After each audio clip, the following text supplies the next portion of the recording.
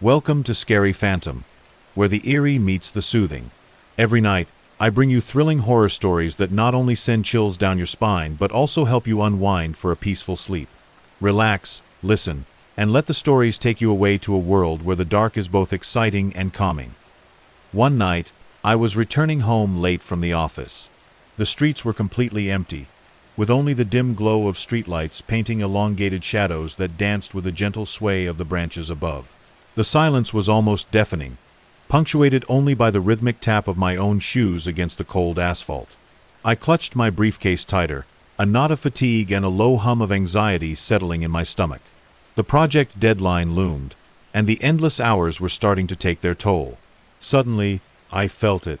A prickling sensation at the back of my neck, the distinct feeling of being watched. Someone was walking behind me. I quickened my pace, my heart starting to pound a little harder against my ribs. The feeling intensified, a tangible presence dogging my steps. I turned around, but there was no one. Just the empty street, bathed in the eerie yellow light, stretching out behind me.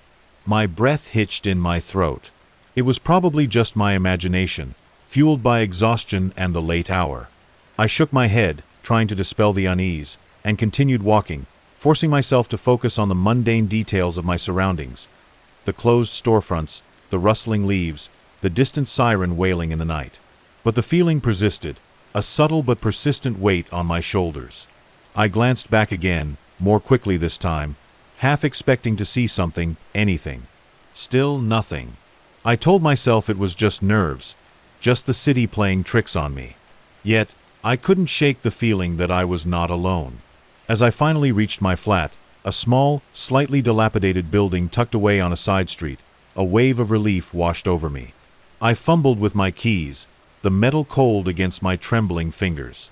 The gate creaked open with a protesting screech, the sound amplified in the stillness of the night. I stepped inside, my hand already reaching for the lock. That's when I saw it. A shadow, long and distorted, stretching out from the corner of the building, darker than the night itself. It moved, slowly, deliberately, separating itself from the wall. Someone stepped forward and stood right in front of me. My breath caught in my throat. My blood ran cold. My mind refused to process what my eyes were seeing. I looked at his face. It was me. An exact copy. Same face, same tired lines etched around the eyes, same slightly crooked nose. The same slightly rumpled dark blue shirt I'd been wearing all day. The same messy hairstyle I'd been too tired to fix before leaving the office. It was a perfect mirror image, standing there in the dim light, radiating an unsettling stillness. But there was one difference. A horrifying difference. His eyes were completely black, devoid of any light or reflection, as if there was only an endless abyss of darkness inside. They were like two black holes, sucking in all the light around them, leaving a chilling emptiness in their wake. He smiled slightly, a slow, unnervingly calm curve of his lips that sent shivers down my spine. It wasn't a friendly smile, or even a malicious one. It was something far more unsettling, a smile that hinted at an understanding I couldn't comprehend, a knowledge that chilled me to the bone. "You've been searching for me for a long time and now, I'm coming inside you," he said, his voice a perfect echo of my own, yet somehow wrong. Deeper, colder, laced with a sinister undertone that resonated deep within my soul. At that moment, my body froze. I couldn't move at all. My limbs turned to lead, my muscles locked in place. Panic clawed at my throat, but no sound escaped. I was trapped, helpless, staring into the black abyss of my own doppelganger. Then, suddenly, he placed his hand on my shoulder. The touch was cold, like ice, and it burned like fire. A jolt of pure, agonizing energy surged through my body, every nerve screaming in protest. The world around me began to spin, the colors blurring into a chaotic swirl. And everything went black. When I woke up, I was in my room. The familiar surroundings, the cluttered desk, the overflowing bookshelves, the half-finished painting on the easel, brought a sliver of comfort, a reassurance that it had all been a nightmare. A particularly vivid and disturbing nightmare, but a nightmare nonetheless. I sat up in bed, my heart still pounding in my chest, my body trembling. The memory of the encounter was still sharp, the black eyes, the chilling smile, the paralyzing fear. I rubbed my temples, trying to dispel the lingering remnants of the dream. I needed a glass of water. I stumbled out of bed, my legs still feeling weak and unsteady. The bathroom was just across the hall. I flicked on the light and walked towards the sink, my gaze drawn to the mirror. And that's when I saw it. There was something strange. Something subtle, but undeniably there. When I looked in the mirror, the reflection staring back at me still had slightly black eyes. Not completely black, not like before, but a subtle darkening around the pupils, a hint of the abyss lurking just beneath the surface. A wave of nausea washed over me. This wasn't a dream. This was real. He was real. And he was inside me. I backed away from the mirror, my hand flying to my mouth to stifle a scream. What had he done to me? What was happening to me? I felt violated, corrupted, tainted by something unspeakable. I sank to the floor, my mind reeling. I had to understand. I had to figure out what this was, what he was, and how to get rid of him. The following days were a blur of fear and paranoia. I couldn't sleep, haunted by nightmares of black eyes and chilling smiles. I couldn't eat, my stomach churning with anxiety. I couldn't focus at work, my mind consumed by the terrifying reality of my situation. Every time I looked in the mirror, the blackness in my eyes seemed to deepen, to spread. I felt him inside me, a silent presence, a dark passenger slowly taking control. He didn't speak, didn't move, but I could sense him, lurking in the shadows of my mind, waiting. I started researching. I scoured the internet, poring over ancient texts, occult websites, anything that might offer a clue, an explanation for what was happening to me. I found whispers of doppelgangers, of shadow selves, of entities that feed on fear and despair. But nothing concrete, nothing that could offer a solution. I confided in no one. How could I? Who would believe me? They would think I was crazy, delusional. I was alone in this, desperately trying to fight a battle against an enemy I didn't understand. One evening, while researching, I stumbled upon a reference to an ancient ritual, a way to banish unwanted entities from one's soul. It was a long shot, a desperate gamble, but I had nothing to lose. The ritual required specific ingredients, rare herbs and minerals that were difficult to find. I spent days searching, scouring occult shops and online markets, gathering the necessary components. The process was exhausting, both physically and mentally. The closer I got to the ritual, the stronger I felt his presence inside me, the more intense the blackness in my eyes became. Finally, I had everything I needed. I prepared my apartment, cleansing it with sage and incense, creating a sacred space for the ritual. As the night drew closer, my fear intensified. I knew this was my last chance. If the ritual failed, I would be lost, consumed by the darkness within.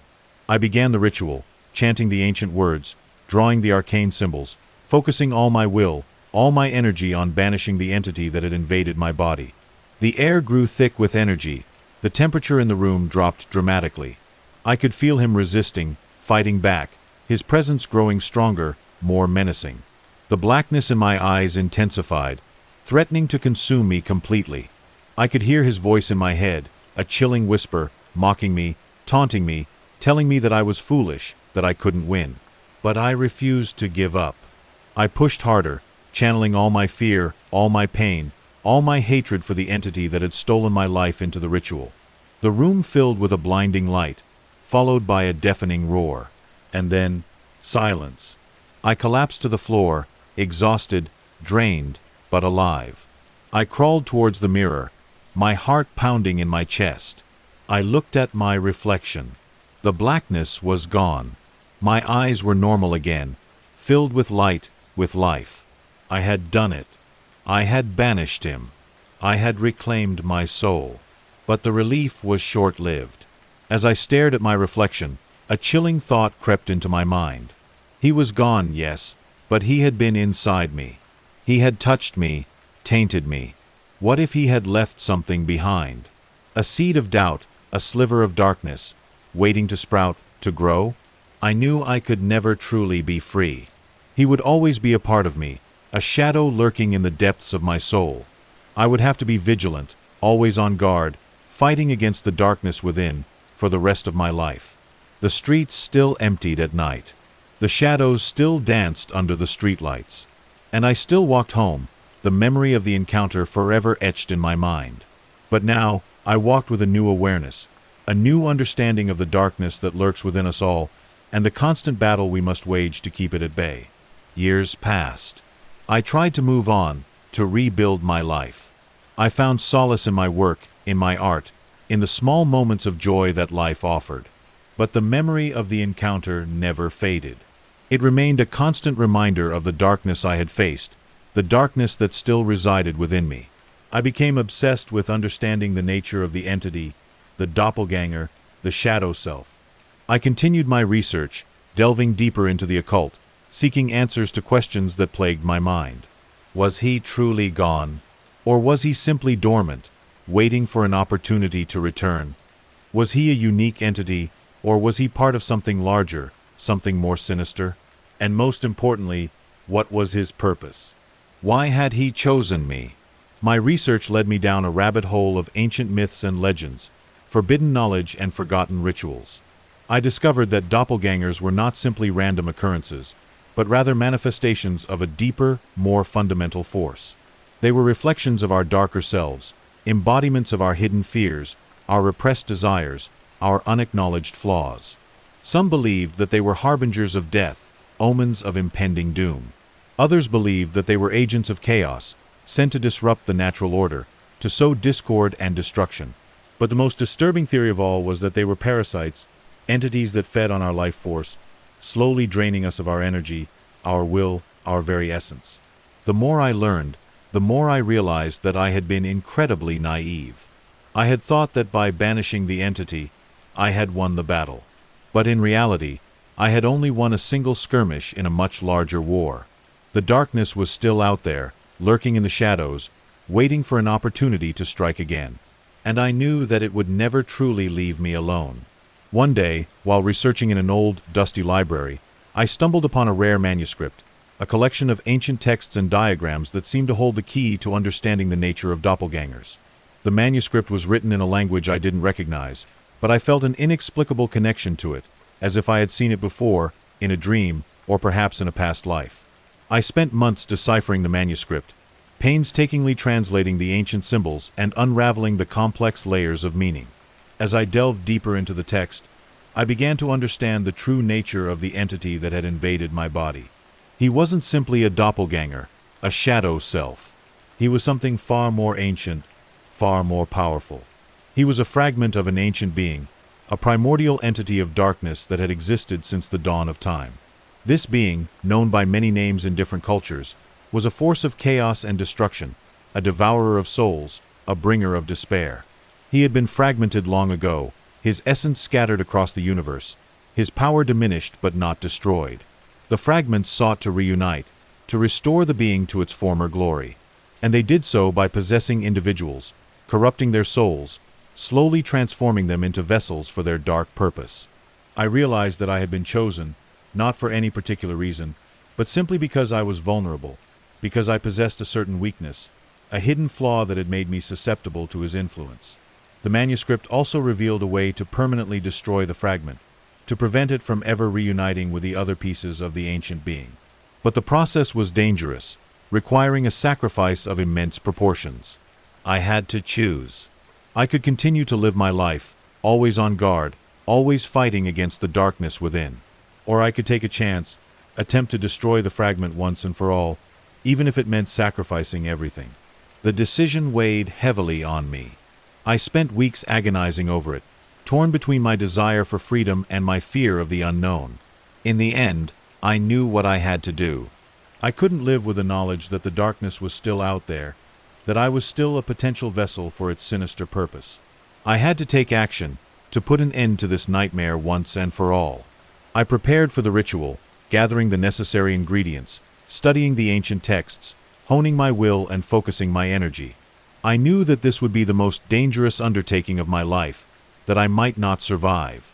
But I was prepared to face the consequences, to give everything I had in order to protect the world from the darkness within.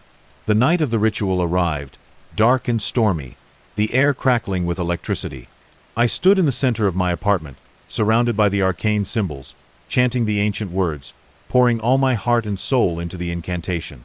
The room filled with an unearthly light, the temperature dropped to freezing, and the air grew thick with the stench of sulfur. I could feel the fragment stirring within me, resisting my efforts, fighting back with all its might. The blackness in my eyes intensified, threatening to consume me completely. I could hear his voice in my head, a cacophony of whispers and screams, taunting me, mocking me, trying to break my will. But I held firm, refusing to succumb to the darkness. I focused all my energy on the task at hand, visualizing the fragment being destroyed, consumed by the light, banished from existence. The ritual reached its climax, the energy in the room building to a fever pitch. I felt my body being torn apart, my soul being ripped asunder. I screamed in agony, but I refused to stop. And then, it happened. A blinding flash of light, followed by a deafening roar. The room exploded with energy, shattering the windows, collapsing the ceiling. I felt the fragment being ripped from my soul, screaming in protest as it was consumed by the light. And then, silence. I collapsed to the floor, unconscious, my body broken, my spirit shattered. I don't know how long I lay there. When I finally awoke, the apartment was a ruin, the air thick with dust and debris. I was weak, barely able to move, but I was alive. I crawled towards the mirror, my hand trembling as I reached out to touch the glass. I looked at my reflection. My eyes were clear, pure, filled with light. The blackness was gone. I had done it. I had destroyed the fragment. I had saved myself, and perhaps the world, from the clutches of the ancient darkness. But the victory came at a price. I was forever changed, scarred by the experience. I knew that I would never be the same. I left the ruined apartment, leaving behind the shattered remnants of my old life. I wandered the streets, a ghost in my own city, searching for a new purpose, a new meaning. I eventually found it, in helping others who were struggling with their own inner demons, with their own battles against the darkness. I became a therapist, a counselor, a healer. I used my experiences. The enigma of the locked room. I still remember the day I decided to visit my friend Ravi. It was a crisp autumn afternoon, the kind that made the world seem a bit more mysterious and a bit more alive. Ravi and I had been friends since childhood, and his house was always a place of warmth and laughter. But there was one thing about Ravi's home that had always intrigued me, a room that remained perpetually locked. Ravi's house was a sprawling Victorian mansion, with high ceilings, creaking floorboards, and a maze of corridors that seemed to twist and turn in ways that defied logic. The house had been in his family for generations, and each room held its own stories and secrets. But none of them were as enigmatic as the locked room on the second floor. As I walked through the front door, the familiar scent of Ravi's mother's cooking filled the air. The aroma of freshly baked cookies and simmering stew made my stomach growl. Ravi's parents were always welcoming, and they greeted me with warm smiles and a hug. "Hello, old friend." Ravi's father, a tall man with a kind face, said, clapping me on the back. "Ravi's been talking about you all week. Come, let's get you settled in." Ravi's mother, a petite woman with a gentle demeanor, ushered me into the living room. "Make yourself at home, dear. Ravi will be down in a minute. He's just finishing up some work in his room." I nodded and took a seat on the plush sofa, feeling a sense of comfort wash over me. The living room was a cozy space, with a large fireplace and bookshelves that lined the walls. A few family photos were scattered around, capturing moments of laughter and joy. As I waited, my eyes were drawn to a portrait hanging above the mantel. It was an old, faded photograph of a man who looked eerily familiar. His face was stern, and his eyes seemed to follow me wherever I moved. "Hey, what's this picture?"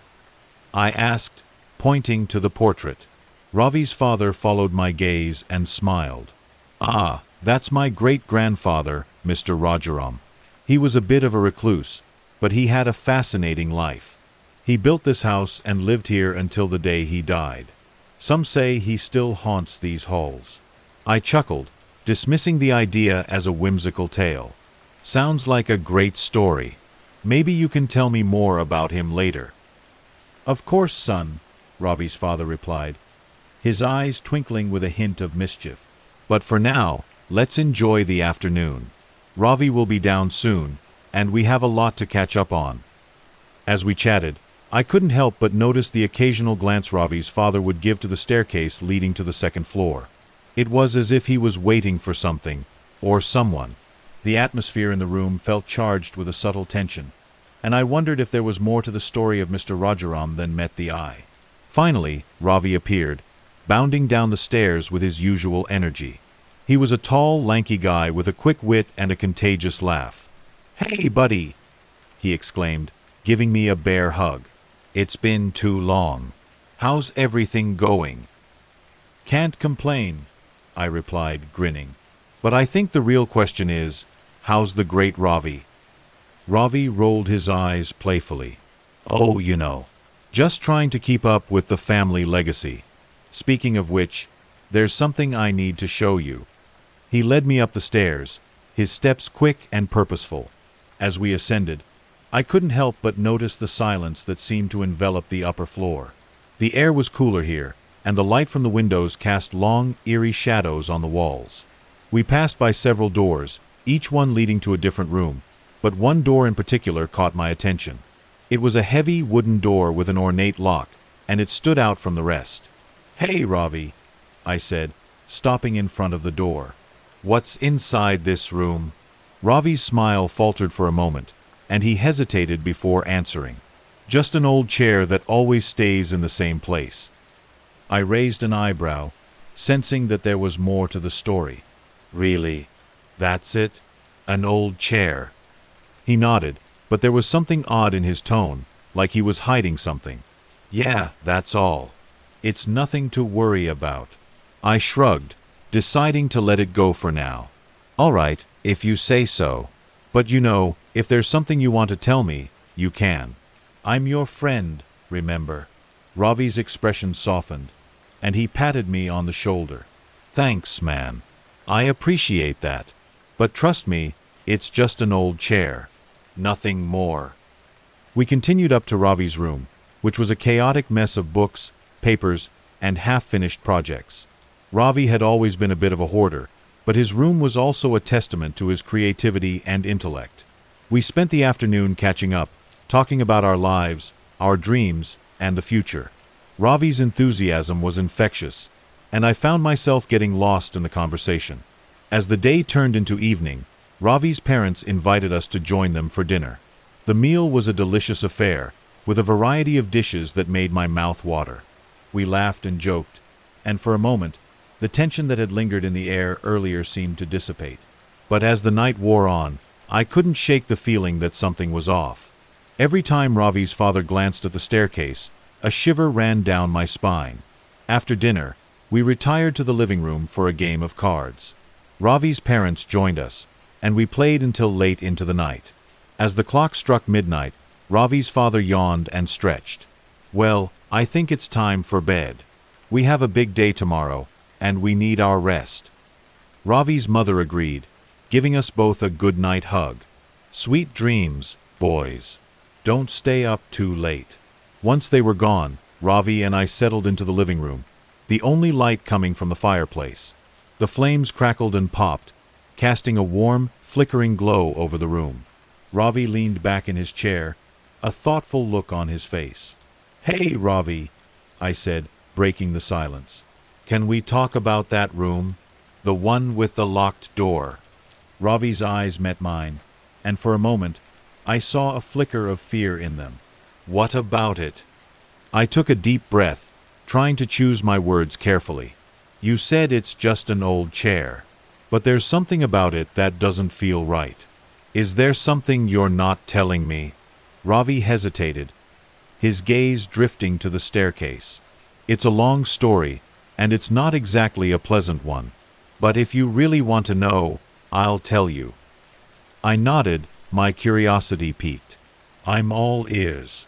Ravi took a deep breath and began to speak, his voice low and measured. "That room has been locked for as long as I can remember. My parents never talked about it, and when I was younger, I never dared to ask. But a few years ago, I found an old journal in the attic. It belonged to my great-grandfather, Mr. Rajaram. He paused, his eyes distant as he lost himself in the memory. In the journal, he wrote about a dark secret that has been passed down through our family for generations. It's a story of a curse that has haunted our family for centuries. I leaned forward, my interest fully captured. A curse? What kind of curse? Ravi's expression grew grim. According to the journal, Mr. Rajaram made a deal with a dark entity. He traded his soul for power and wealth, and in return, he was granted immortality. But there was a catch. The entity demanded a sacrifice, a living being to take Mr. Rajaram's place.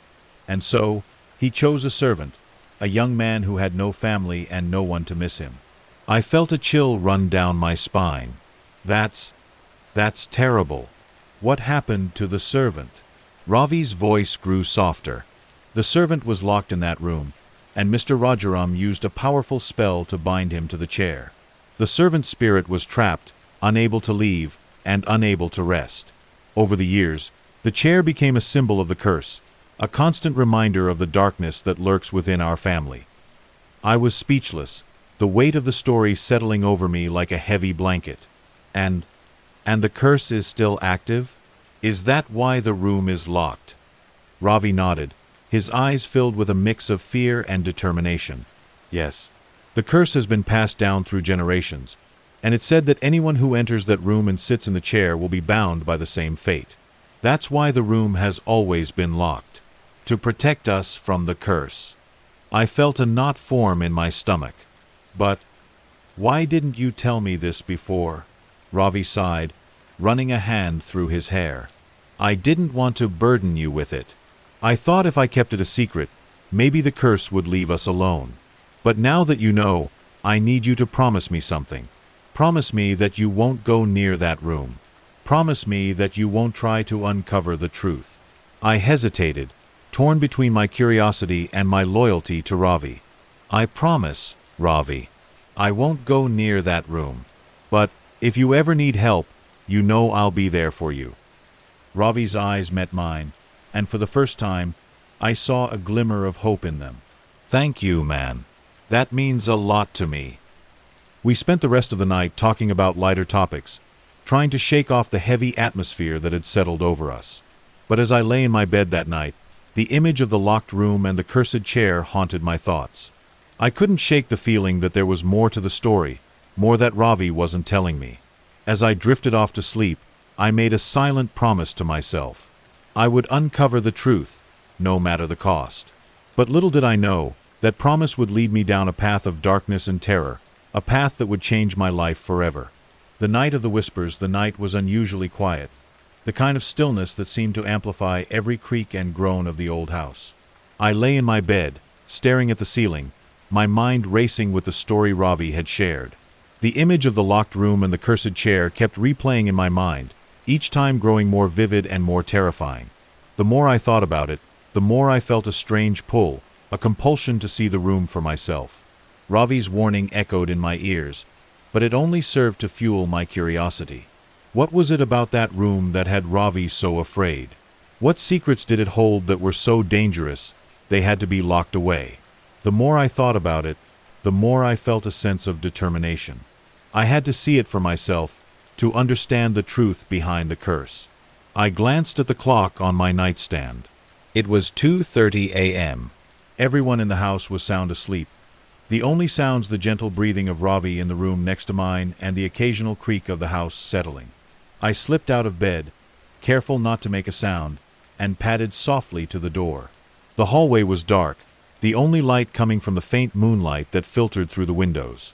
I made my way to the staircase, my heart pounding in my chest. As I approached the second floor, the air grew colder, and a sense of unease settled over me. The shadows seemed to stretch and twist, as if they had a life of their own. I paused at the top of the stairs, taking a deep breath to steady my nerves.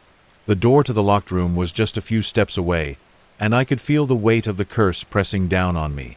I reached out and touched the doorknob, my fingers trembling.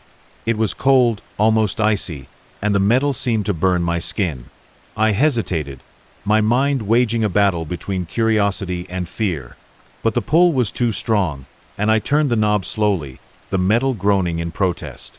The door creaked open, and a musty, stale air wafted out, carrying with it a faint, metallic scent.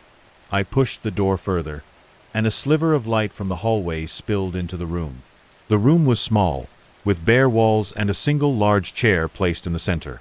It was the only thing in the entire room, and it seemed to loom over everything, a dark and foreboding presence.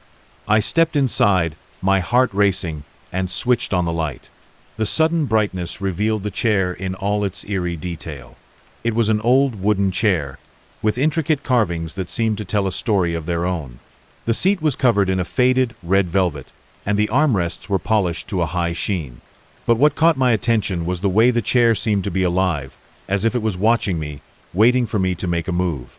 I took a step closer, my eyes never leaving the chair. It was then that I noticed something odd. The chair was moving ever so slightly, as if someone was sitting on it. But there was no one there. The room was empty, and yet the chair continued to shift, the wood creaking under an unseen weight. A cold breeze brushed against me, and I heard a whisper near my ear. "So, you've come." I spun around, my heart pounding, but there was no one there. The room was still empty, and the only sound was the creaking of the chair. I took a deep breath, trying to calm myself, but the feeling of being watched only grew stronger. "Who's there?" I called out, my voice trembling. "Show yourself." There was no answer, only the continued creaking of the chair. I took another step closer, my curiosity getting the better of me. As I reached out to touch the chair, a hand suddenly grabbed my wrist, pulling me back. I yanked my arm free, turning to face the intruder, but there was no one there. The room was still empty, and the chair was still moving. I felt a wave of fear wash over me, and I turned to leave, but the door slammed shut on its own, the sound echoing through the room. I tried to open it, but it was locked, as if an invisible force was holding it in place. "Ravi!" I called out, my voice shaking. "Ravi, help!" But there was no response, only the continued creaking of the chair. I backed away, my eyes darting around the room, searching for any sign of an exit. But the room seemed to close in on me, the walls closing in, the air growing thicker. And then, in a chilling voice, the man in the chair spoke. "Once someone sits here, they never leave." I turned to face the chair, and my blood ran cold. A man was sitting there, his head lowered, his hands resting on the armrests. As he slowly lifted his head, his face was completely blackened and burned, the flesh twisted and charred. His eyes, once filled with life, were now empty, hollow pits that seemed to stare into my soul. I tried to scream, but no sound came out. My legs felt like jelly, and I stumbled backward, tripping over my own feet. The man in the chair stood up, his movements slow and deliberate, as if he was savoring the moment. He took a step toward me, and I could feel the cold, dead air around him, the weight of his presence pressing down on me. "Please," I whispered, my voice barely audible. "Please, don't hurt me." The man's lips curled into a grotesque smile, and he took another step closer. "You should have listened to your friend. Now you will join me, and the curse will continue." I tried to run, but my legs wouldn't move. I was paralyzed with fear, my mind racing with thoughts of escape. The man reached out, his hand closing around my throat, and I felt the life being squeezed out of me. The room spun around me, and I felt myself falling into a darkness that seemed to have no end. And then everything went black. The aftermath when I came to, I was lying on the floor of the room, my heart racing and my body trembling. The chair was empty, and the room was silent, as if nothing had happened. I scrambled to my feet, my mind reeling with what I had just experienced. Was it all a dream? Or had something truly terrifying just taken place? I stumbled to the door, my hands shaking as I fumbled with the lock. It finally gave way, and I burst out of the room, my lungs gasping for air. I ran down the hallway, my feet pounding against the wooden floor, and I didn't stop until I reached Ravi's room. I threw open the door, and Ravi, who was still sleeping, jolted awake. "What the—" Ravi, you have to help me, I gasped, my voice hoarse. The room, the chair, it was real. I saw it. I saw the man. Ravi's eyes widened, and he sat up, his expression a mix of concern and fear. What are you talking about? What happened? I took a deep breath, trying to calm myself. I went into the room. I saw the chair, and it started moving. Then I heard a voice, and the man appeared. He said that once someone sits there, they never leave. Ravi's face paled, and he looked at me with a mixture of fear and disbelief. You went into the room? But I told you not to. I told you it was dangerous. I nodded, my hands still trembling. I know. I couldn't help it. I had to see it for myself. But it was real, Ravi. It was all real. Ravi got out of bed, his movements quick and purposeful. We need to get out of here. Now. I followed him out of the room, my mind racing with the implications of what I had just experienced. As we descended the stairs, the house seemed to come alive, the shadows dancing and the air growing colder.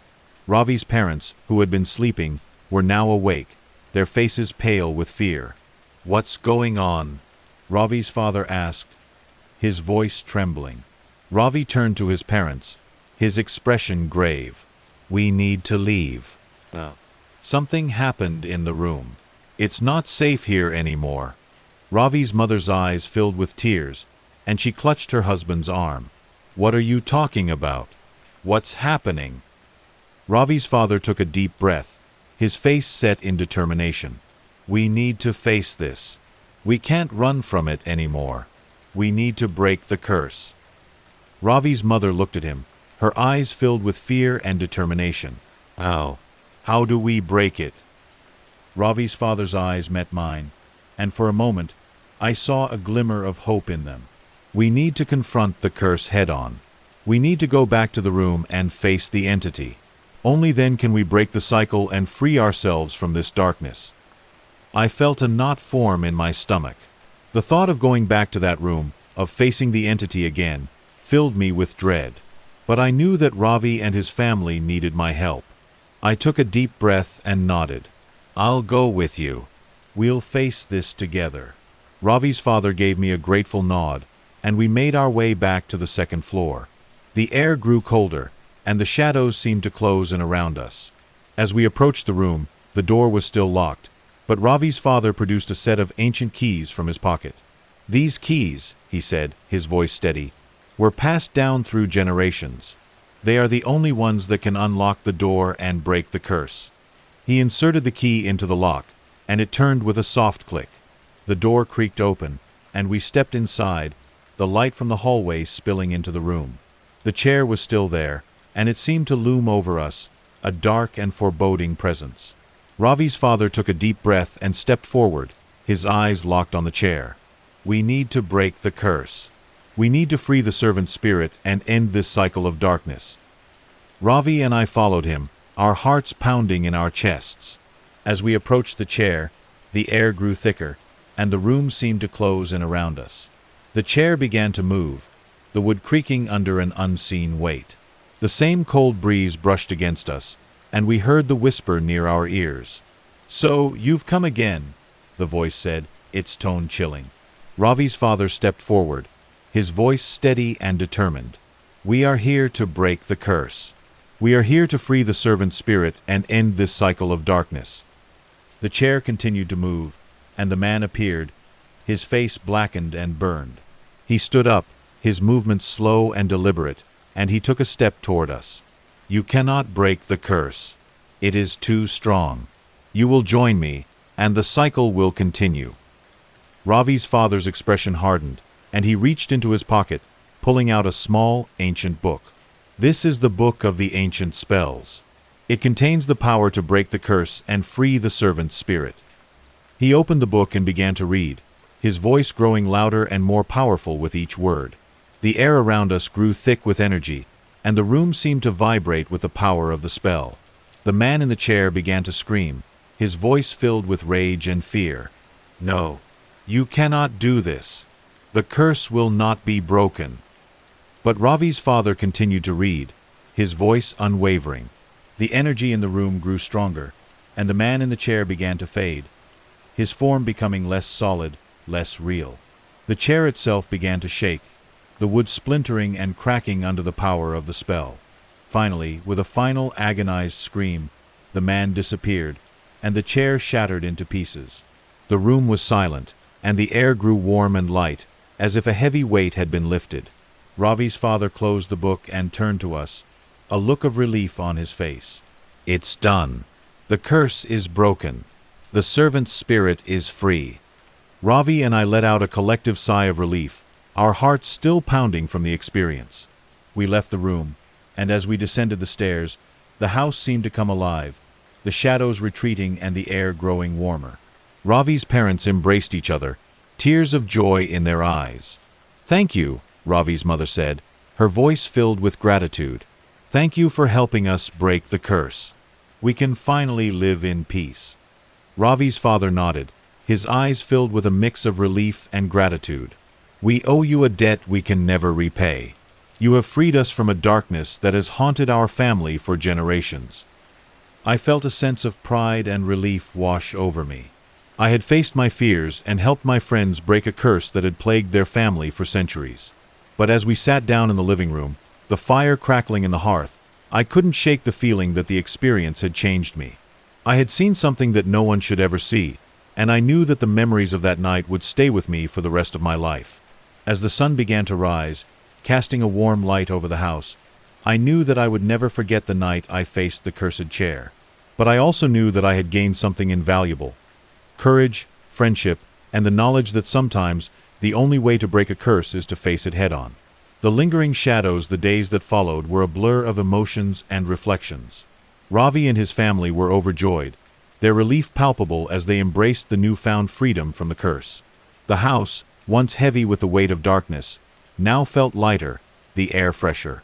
The shadows that had once seemed to stretch and twist now receded, and the walls no longer seemed to close in. Ravi's parents, in particular, were grateful. They had lived with the burden of the curse for so long that the sudden release was almost overwhelming. Ravi's father, once a man of few words, found himself talking more, his eyes shining with a renewed sense of purpose. Ravi's mother, who had always been the pillar of strength, now allowed herself to laugh and cry, the weight of centuries finally lifted from her shoulders. Ravi, too, seemed different. The playful, carefree friend I had known was still there, but there was a newfound maturity and depth to him. He had faced his fears and come out the other side, and it had changed him. We spent long hours talking about the experience, trying to make sense of what had happened and what it meant for our lives. One evening, as we sat in the living room, the fire crackling in the hearth, Ravi turned to me, his expression serious. "You know, I never really believed in curses or dark entities. It all seemed like a fairy tale, something to scare children. But after what we went through, I can't deny it anymore. There are things in this world that are beyond our understanding, and sometimes we have to face them head-on." I nodded, my mind still reeling from the events of that night. "I know. It's hard to wrap your head around it, but it's real.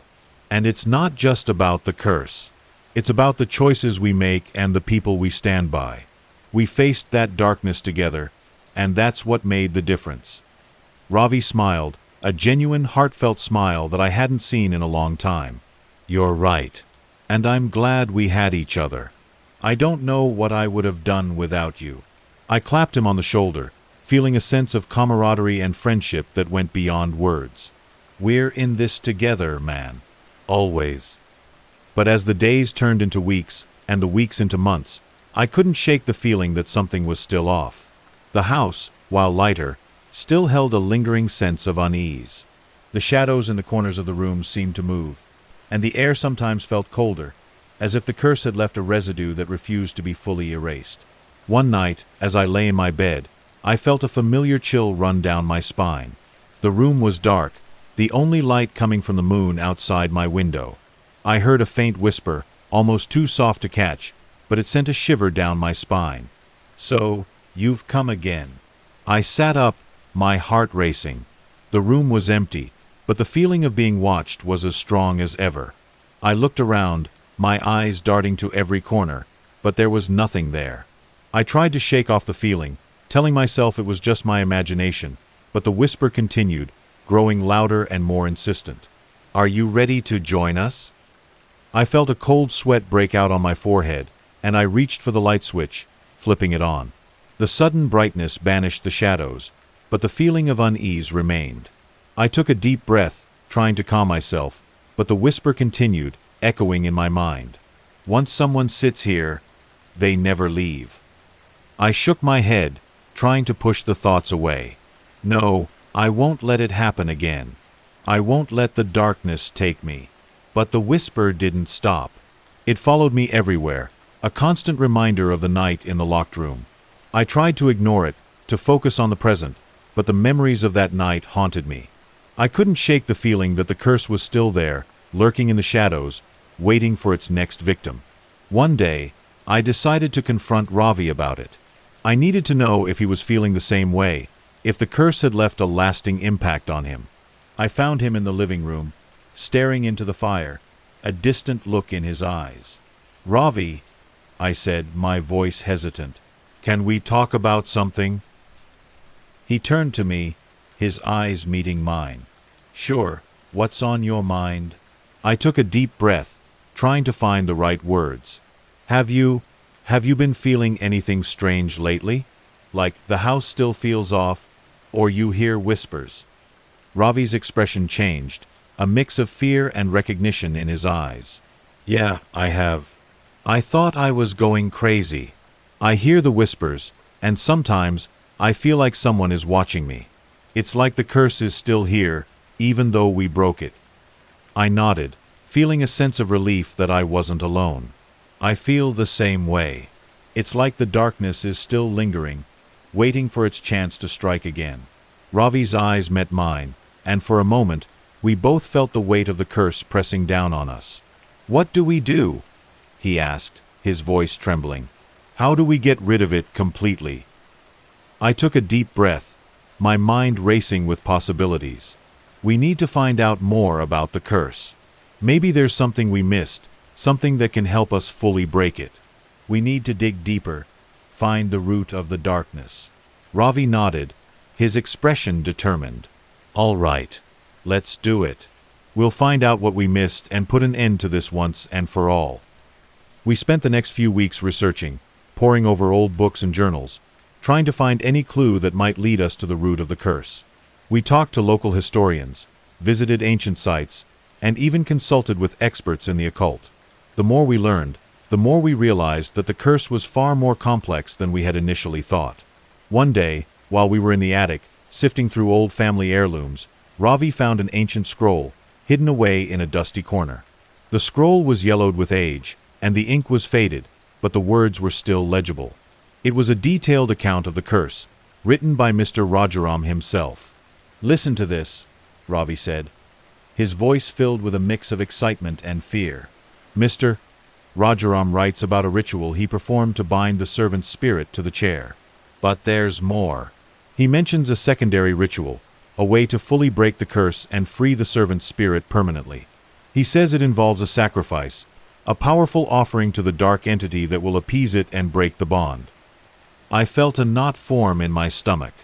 A sacrifice? What kind of sacrifice? Ravi's expression grew grim. "It's not clear. He mentions a sacrifice of the heart, but what that means, I don't know. It could be a literal sacrifice, or it could be something more metaphorical." I took a deep breath, my mind racing with the implications. We need to find out. We need to know what this sacrifice of the heart means. Only then can we fully break the curse. Ravi nodded, his eyes determined. "We'll figure it out. We have to. We can't let this darkness continue to haunt us." We spent the next few weeks trying to decipher the meaning of the sacrifice of the heart. We consulted with experts, delved into ancient texts, and even sought the help of a local shaman. The more we learned, the more we realized that.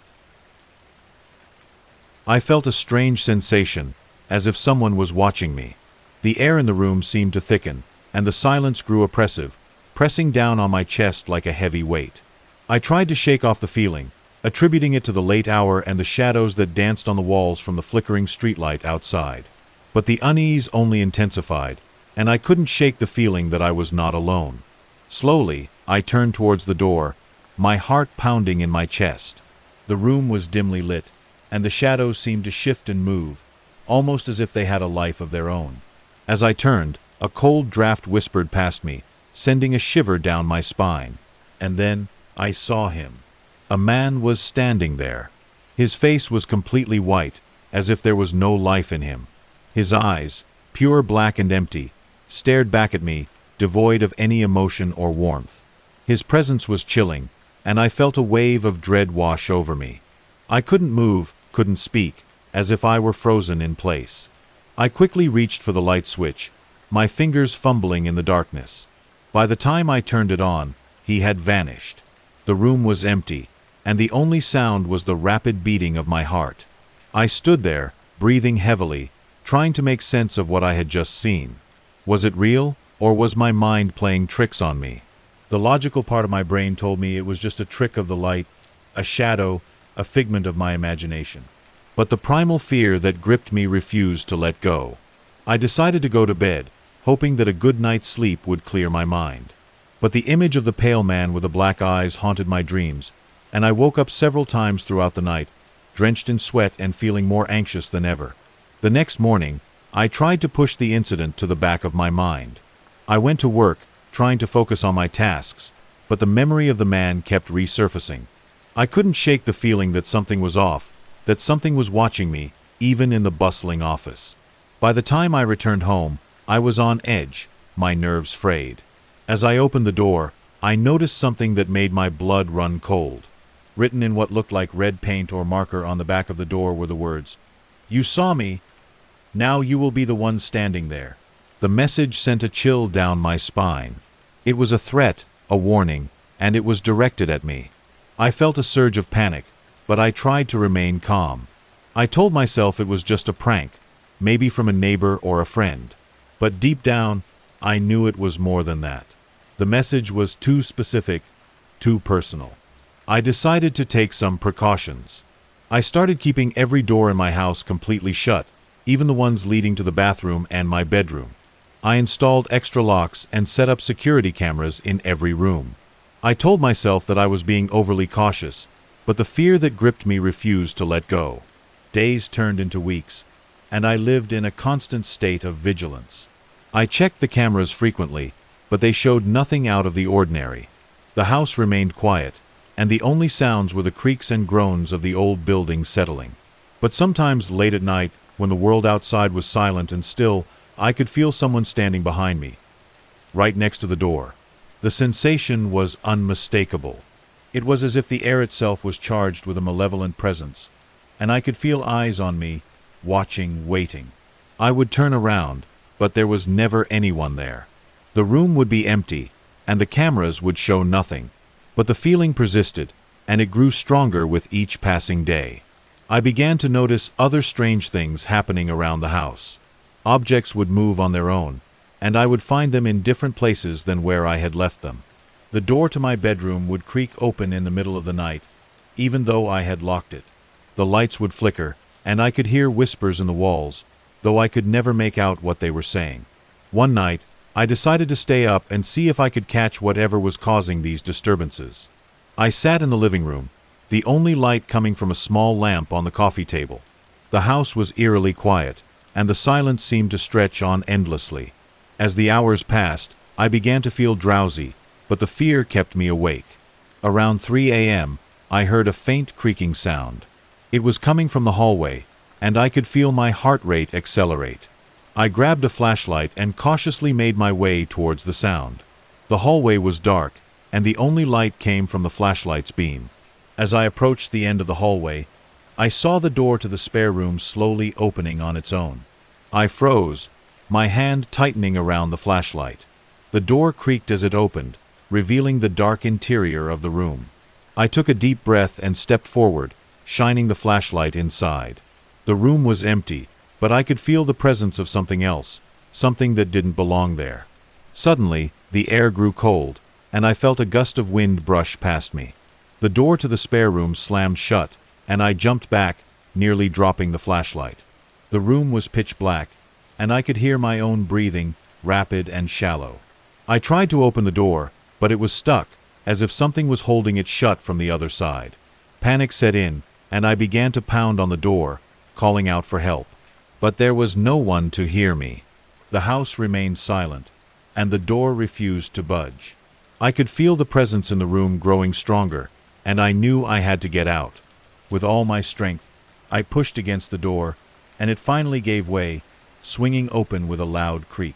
I stumbled out of the room and ran to my bedroom, locking the door behind me. I sat on the edge of the bed, trying to catch my breath and calm my racing heart. The incident had shaken me to my core, and I knew I couldn't continue living like this. I needed to find out what was happening and put an end to it. The next day, I took a day off from work and began to research the history of my house. I dug through old records and spoke to neighbors who had lived in the area for years. What I discovered was both disturbing and enlightening. The house had a dark past, and there were rumors of strange occurrences and unexplained deaths. One name kept coming up, a man named Elias, who had lived in the house many years ago. Elias was a recluse, known for his eccentric behavior and his obsession with the occult. He had been found dead in the house under mysterious circumstances, and the police had never been able to determine the cause of his death. Some said he had taken his own life, while others believed he had been the victim of a dark ritual gone wrong. The house had remained empty for years after his death, and it had only recently been sold to me. I began to connect the dots. The man I had seen, the message on the door, the strange occurrences, everything pointed to Elias and the dark history of the house. I knew I had to confront whatever was haunting me, but I was also terrified of what I might find. I decided to seek help from a paranormal investigator, someone who could provide a professional perspective on what was happening. I found a reputable investigator named Dr. Sarah Thompson, who agreed to help me. She came to the house with a team of experts, equipped with cameras, audio recorders, and other devices to capture any paranormal activity. We set up cameras in every room and began to explore the house, looking for any clues that might shed light on the situation. Dr. Thompson and her team were thorough, and they examined every corner of the house, paying special attention to the spare room where the door had slammed shut. As the night wore on, the team captured several strange occurrences on camera. There were unexplained noises, moving shadows, and even a brief glimpse of a figure that resembled the man I had seen. The air in the house grew colder, and the tension was palpable. We all felt the presence of something malevolent, and it was as if the house itself was alive and watching us. Around 2 a.m., the team set up a seance in the living room, hoping to communicate with whatever was haunting the house. We sat in a circle, holding hands, and Dr. Thompson began to chant, calling out to any spirits that might be present. The atmosphere was tense, and I could feel my heart pounding in my chest. Suddenly, the lights flickered, and the air grew even colder. A faint whisper filled the room, and we all froze, listening intently. The whisper grew louder, and we could make out the words, "You saw me. Now you will be the one standing there." The room erupted into chaos. The cameras and audio recorders malfunctioned, and the lights went out completely. In the darkness, I could feel the presence of something moving around us, and I heard the sound of footsteps, though no one was moving. The air was thick with a sense of dread, and I felt as if I were being suffocated. Dr. Thompson tried to maintain control, but the situation was spiraling out of hand. She called for an end to the seance, and we all scrambled to leave the room. As we made our way to the front door, I felt a hand on my shoulder, and I turned around, expecting to see one of the team members. But no one was there. The hand was cold, and it felt as if it were made of ice. I could feel the touch of the man I had seen, and I knew he was close. I broke free and ran to the door, pushing my way outside into the fresh air. The team followed, and we all stood on the porch, trying to catch our breath and process what had just happened. Dr. Thompson was shaken but determined. She told me that the house was definitely haunted, and that Elias's spirit was still trapped there, bound by some dark force. She suggested that we perform a cleansing ritual to try to free the spirit and restore peace to the house. I agreed, and we set a date for the ritual. In the days leading up to it, I felt a growing sense of dread. The house seemed to be alive with malevolent energy, and I could feel the presence of Elias growing stronger. I knew that the ritual was our last chance to end this, but I was also afraid of what might happen if it failed. The night of the ritual arrived, and I was both nervous and determined. Dr. Thompson and her team arrived, and we gathered in the living room, where the séance had taken place. The air was thick with tension, and the atmosphere was heavy with the weight of the unknown. We began the ritual, following a series of steps that Dr. Thompson had outlined. We lit candles, burned incense, and chanted ancient words that were meant to cleanse the house and free the trapped spirit. The air grew colder, and the candles flickered, casting eerie shadows on the walls. As we reached the climax of the ritual, the air seemed to vibrate with energy. The room was filled with a low, rumbling sound, and the candles began to dance, their flames growing taller and brighter. I could feel the presence of Elias, and I knew that he was there, watching us. Suddenly, the room was filled with a blinding light, and a powerful force swept through the house. The air was filled with a deafening silence, and the candles went out. When the light faded, the room was still, and the air was no longer cold. Dr. Thompson and her team checked the cameras and audio recorders, and we all held our breath, waiting to see if the ritual had worked. The footage showed nothing out of the ordinary, and the audio recordings were silent.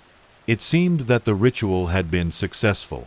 Over the next few days, the strange occurrences in the house ceased. The objects no longer moved on their own, the doors stayed closed, and the whispers in the walls were gone. I felt a sense of relief, but I also knew that the experience had changed me. I had faced my fears and come out the other side, but the memory of the man with the black eyes would stay with me forever.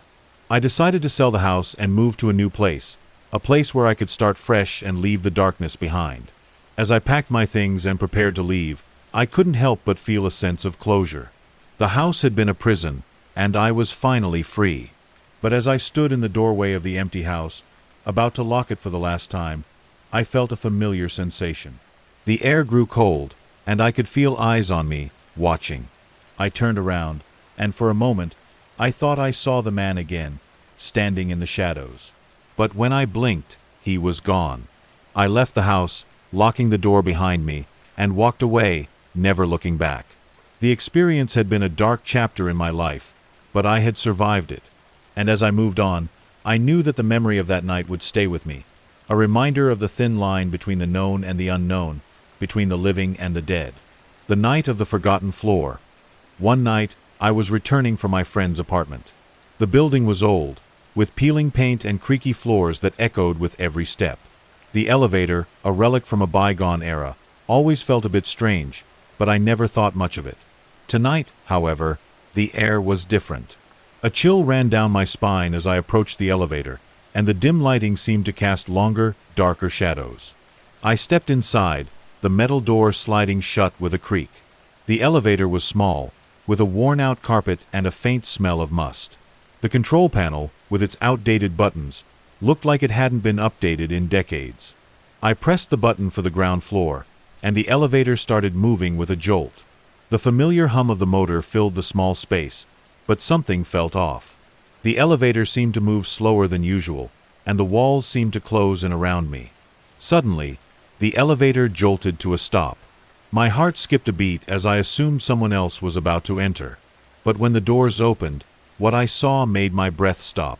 There was no floor in front of me, just a dark space, like a forgotten, abandoned part of an old building.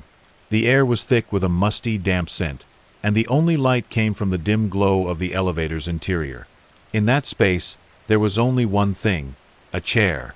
It was an old wooden chair, with a high back and intricate carvings that seemed to tell a story of its own. But what truly caught my attention was the figure sitting on it.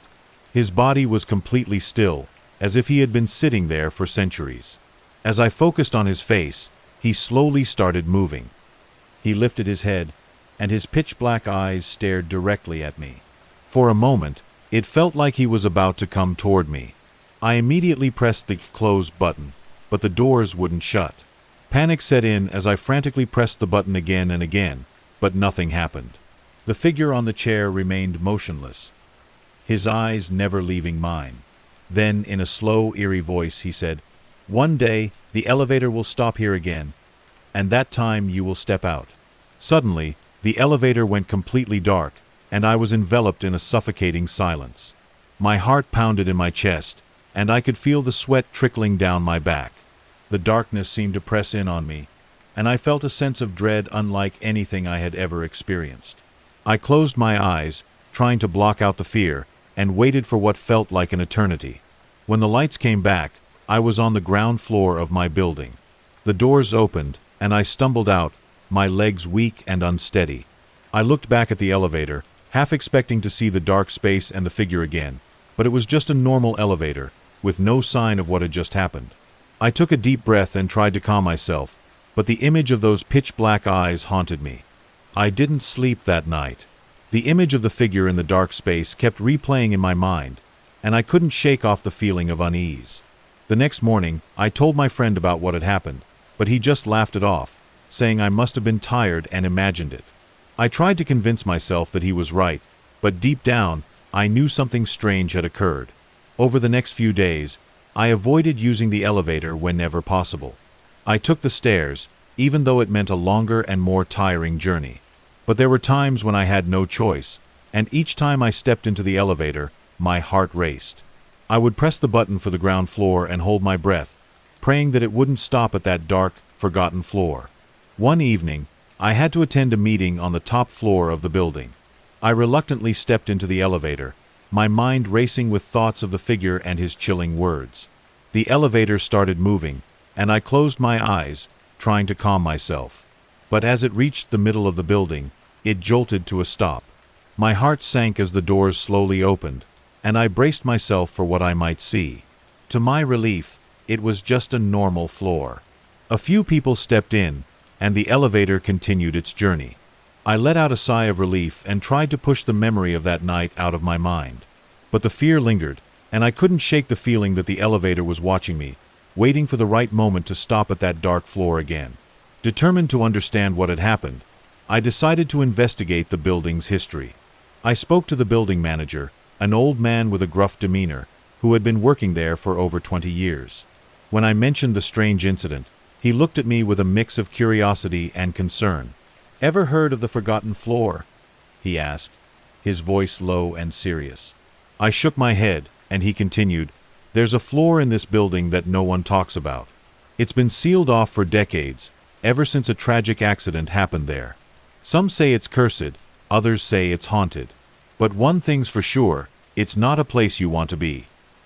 He told me that the forgotten floor was on the 13th level, a floor that had been omitted from the building's plans and maps.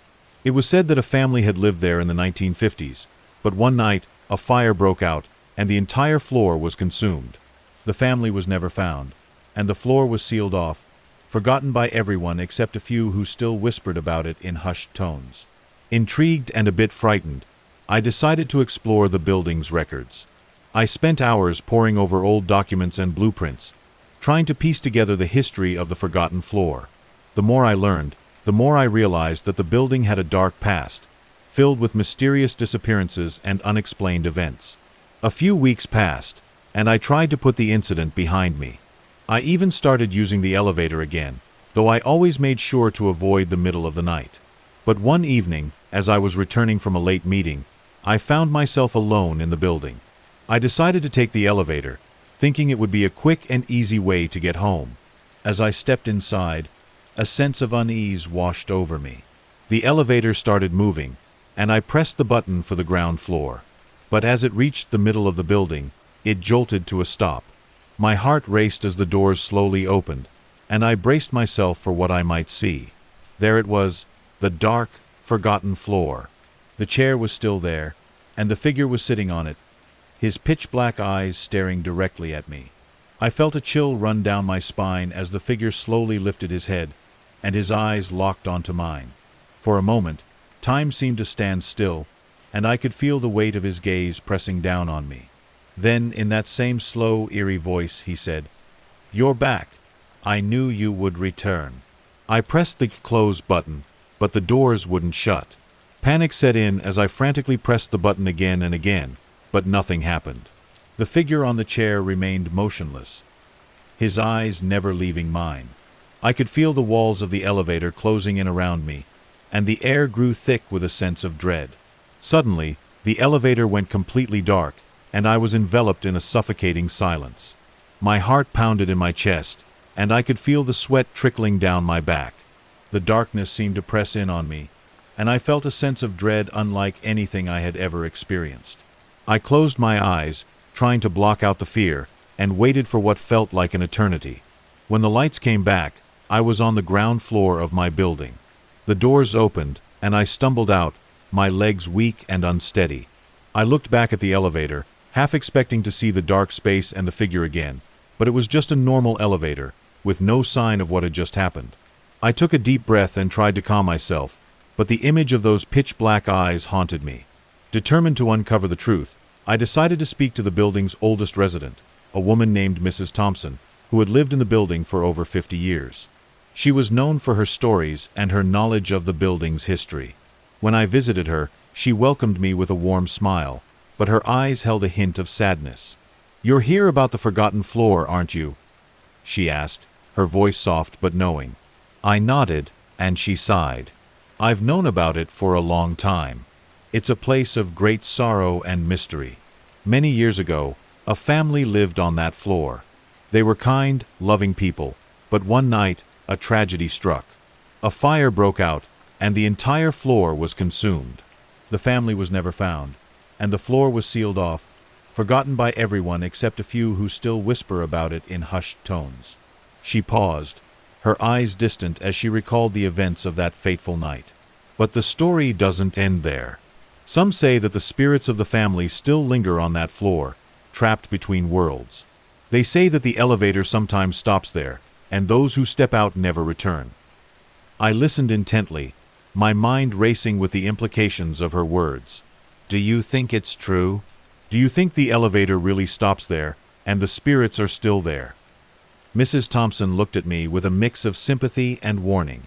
"I've seen things, heard things that I can't explain. The building has a life of its own, and sometimes it reveals its secrets to those who are brave enough to seek them. But be careful, child. Some secrets are better left buried." Despite the warnings, I couldn't shake off the feeling that I needed to confront the forgotten floor. I had to understand what was happening, and I had to face my fears. One night, I made a decision. I would go to the forgotten floor, no matter the cost. I waited until the building was empty, and I stepped into the elevator, my heart pounding in my chest. I pressed the button for the 13th floor, and the elevator started moving. As it reached the middle of the building, it jolted to a stop. My heart sank as the doors slowly opened, and I braced myself for what I might see. There it was, the dark, forgotten floor. The chair was still there, and the figure was sitting on it, his pitch-black eyes staring directly at me. I took a deep breath and stepped out of the elevator, my legs trembling but determined. The figure didn't move, but his eyes followed me as I approached. "Why are you here?" I asked, my voice shaking. The figure slowly lifted his head, and his eyes locked onto mine. "You are here because you need to understand. You are here because you are meant to be here." I took another step forward, my heart racing. "Who are you? What happened to the family that lived here?" The figure's eyes seemed to soften, and he spoke in a voice that was both eerie and sorrowful. "We are the spirits of the family that once lived here. We were trapped by the fire, unable to move on.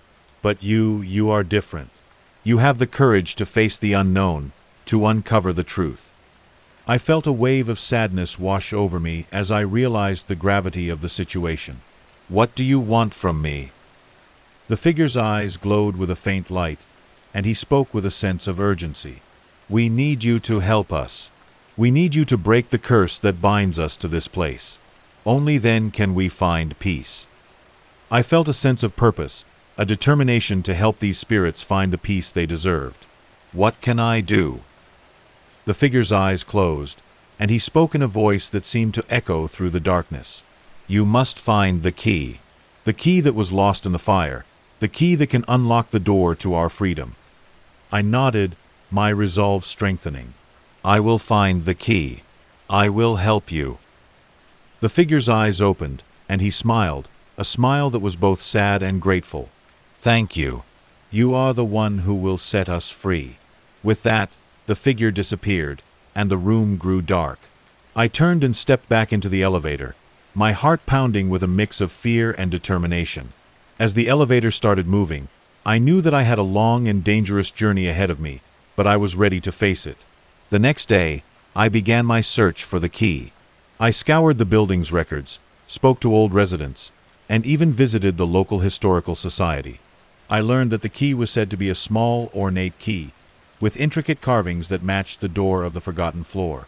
It was rumored to have been lost in the fire, but some believed it had been hidden away by a survivor. I spent weeks searching, following every lead, and asking every question. I visited old pawn shops, antique stores, and even the homes of former residents. Each time I came close to a potential lead, it would turn out to be a dead end. But I didn't give up. I knew that the key was out there, and I was determined to find it. One day, I received a call from an old man who claimed to have information about the key. He lived in a small, run-down apartment on the outskirts of the city, and when I arrived, he greeted me with a wary expression. "I know what you're looking for," he said, his voice hoarse. "I was a young boy when the fire happened. I saw the key, and I know where it is." I felt a surge of hope as he led me to a small, dusty room filled with old trinkets and memorabilia. He rummaged through a box and pulled out a small, ornate key. It was exactly as described, with intricate carvings that matched the door of the forgotten floor. "This is it," he said, his voice trembling. "Take it, but be careful. The key has a power of its own, and it can be dangerous if not used with caution." I took the key, my hands shaking with a mix of excitement and fear. "Thank you," I said, my voice filled with gratitude. "I will use it to help the spirits find peace." With the key in hand, I returned to the building late one night. The air was thick with tension, and the building seemed to be watching me, waiting for what I was about to do. I stepped into the elevator, my heart pounding in my chest, and pressed the button for the 13th floor. The elevator started moving, and as it reached the middle of the building, it jolted to a stop. The doors slowly opened, and I stepped out onto the forgotten floor. The chair was still there, but the figure was gone. I walked to the door, the key in my hand, and inserted it into the lock. The door creaked open, and I stepped inside. The room was dark, but as my eyes adjusted, I could see the remnants of what had once been a home.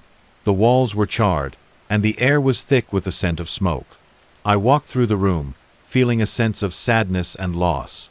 As I reached the center of the room, I saw a small, ornate box on the floor. I opened it, and inside was a small, folded piece of paper. I unfolded the paper and read the words written in a shaky hand.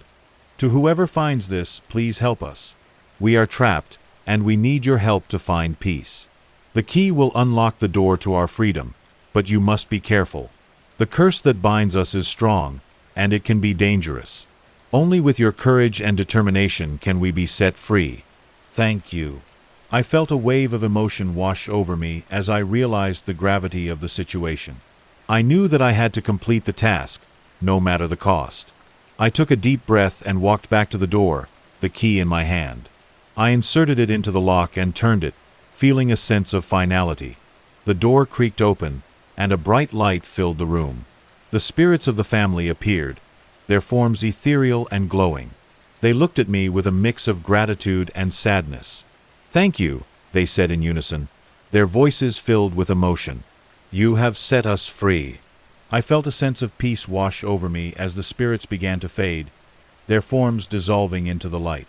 The room grew quiet, and the air cleared. I stepped back into the elevator, the key in my pocket, and pressed the button for the ground floor. When the elevator reached the ground floor, I stepped out, feeling a sense of relief and accomplishment. I knew that I had helped the spirits find peace, and that the curse that had bound them to the forgotten floor was broken. In the days that followed, I noticed a change in the building. The air seemed lighter, and the atmosphere was more peaceful. The residents who had once whispered about the forgotten floor now spoke of it with a sense of curiosity and respect. The building manager even mentioned that there had been a decrease in unexplained events and strange occurrences. I continued to live in the building, but I never forgot the night I faced my fears and helped the spirits find peace. The memory of the forgotten floor and the figure with the pitch-black eyes would always be with me, a reminder of the power of courage and the importance of facing the unknown. Whenever I stepped into the elevator, I no longer felt the same fear. Instead, I felt a sense of determination and purpose, knowing that I had the strength to face whatever came my way. And so, the story of the forgotten floor became a part of the building's history, a tale of bravery and the power of the human spirit. The elevator continued to operate as it always had, but it was no longer a source of fear. It was a reminder that sometimes, the greatest challenges can lead to the greatest rewards. The night was unusually quiet, the kind where the silence seemed to whisper secrets of its own. The city outside my window was a blur of neon lights and occasional car headlights, but inside my small, cluttered office, the only sounds were the soft hum of the computer and the occasional click of my keyboard. I had been working on a crucial project, the kind that demanded late nights and early mornings, leaving little room for rest or relaxation. It was past midnight, and the caffeine from my third cup of coffee was starting to wear off, making my eyelids feel heavy. I rubbed them, trying to stay awake, but my mind was already drifting into a fog of exhaustion. Just as I was about to save my work and call it a night, my phone vibrated on the desk beside me. I glanced at it, expecting it to be a late-night message from a colleague or a reminder from my to-do list app. Instead, I saw an incoming call from an unknown number. I frowned, considering whether to answer it. It was late, and I had no friends or family who would call at this hour. I was about to ignore it and let it go to voicemail when something strange happened. My phone's screen froze, and the call answered itself. The screen remained blank, but I could hear the faint hum of a connection on the other end. "Hello." I spoke softly, my voice barely above a whisper. There was no response, just the sound of slow, heavy breathing. It was the kind of breathing that made the hair on the back of my neck stand up, the kind that seemed to come from someone who was close, too close. Then a whisper, so faint, it was as if someone was speaking directly into my ear. "Don't look back." A chill ran down my spine. I was alone in my room, the only light coming from the dim glow of my computer monitor. The walls were lined with bookshelves and scattered papers, but there was no one else there. So who was telling me not to look back? I sat completely still, my heart pounding in my chest. The room felt colder, the air thick with an unexplainable tension. Then the voice came again, this time louder, more urgent. "Don't look." But I couldn't help myself. Slowly, I put my phone down and turned around. And there it was, a shadow. A tall, human-like figure, completely black, except for two glowing red eyes that seemed to pierce through the darkness. They were staring at me, unblinking, as if they could see into my very soul. As soon as I screamed, the lights flickered, and the figure was gone. The room returned to its usual state, the only difference being the lingering sense of dread that now filled the air. My phone was still on, and I heard one last sentence. "You saw me. Now the next call will come even closer." I dropped the phone as if it had burned me, my hands shaking. I stared at it, half expecting it to ring again, but it remained silent. The room felt suffocating, and I knew I had to get out. I grabbed my coat and keys, not even bothering to shut down my computer, and rushed out of the office. The streets were deserted, the only sounds the distant hum of traffic and the occasional bark of a dog. I walked quickly, my mind racing with what had just happened. Was it a prank? A hallucination? Or something more sinister? I didn't know, but I couldn't shake the feeling that I was being watched. I reached my apartment building and hurried inside, locking the door behind me. I leaned against it, trying to catch my breath. My phone was still in my pocket, and I could feel it vibrating with each heartbeat. I pulled it out, half expecting to see another missed call, but the screen was dark. I turned it off, not wanting to take any chances. The next few days were a blur. I tried to go about my routine, but the memory of that night haunted me. I couldn't shake the feeling that something was following me, watching me. I started to notice small things, shadows in the corner of my eye, the sound of footsteps when I was alone, the feeling of being touched when no one was there. It was as if the world had become a distorted mirror, reflecting a reality that was just slightly off. I tried to tell my friends and family, but they dismissed it as stress or exhaustion. They told me to take a break, to get some rest, but I knew deep down that something was wrong. I couldn't ignore the feeling that the next call was coming, and that it would be even closer. One night, I decided to stay up, waiting for the call.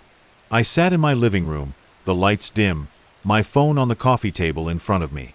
I stared at it, willing it to stay silent. The hours ticked by, and just as I was starting to think I had imagined it all, my phone vibrated. I picked it up, my hands trembling, and saw the same unknown number. I hesitated, but then the call answered itself again. The screen remained blank, and I heard the same slow, heavy breathing. I took a deep breath and spoke, trying to keep my voice steady. "Who are you? What do you want?" There was a pause, and then the voice came, this time different. It was deeper, more menacing. "You saw me. Now, you belong to me." I felt a chill run down my spine. "What do you mean, I belong to you?" The voice laughed, a sound that sent shivers down my spine. "You should have listened. You should have stayed away. Now, you're mine. And the next call will come even closer." I hung up, my hands shaking. I knew I had to do something, but I didn't know what. I couldn't just sit and wait for the next call. I needed help, but who could I turn to? I decided to do some research. I started looking into similar cases, trying to find any information that might help me understand what was happening. I found stories of people who had experienced similar things. Strange phone calls, unexplained shadows, and a sense of being watched. Some of them had sought help from paranormal investigators, and a few had even claimed to have found a way to break the cycle. I reached out to a local paranormal investigator, a woman named Sarah, who had a reputation for taking on difficult cases. She agreed to meet with me, and I told her everything that had happened. She listened intently, her expression serious. "Have you tried any protective measures?" she asked when I finished. I shook my head. "I don't know what to do. I've never dealt with anything like this before." Sarah nodded. "It's important to understand that these entities feed on fear. The more afraid you are, the stronger they become. You need to find a way to stay calm and focused. Have you tried any cleansing rituals or protective spells?" I had to admit I hadn't. I had always been skeptical of such things, but now I was willing to try anything.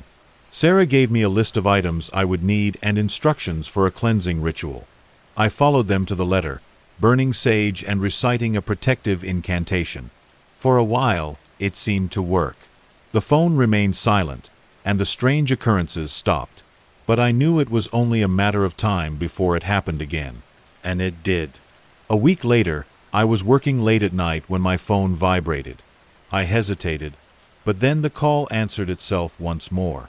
The screen remained blank, and I heard the same slow, heavy breathing. This time, I was prepared. I took a deep breath and spoke, my voice steady.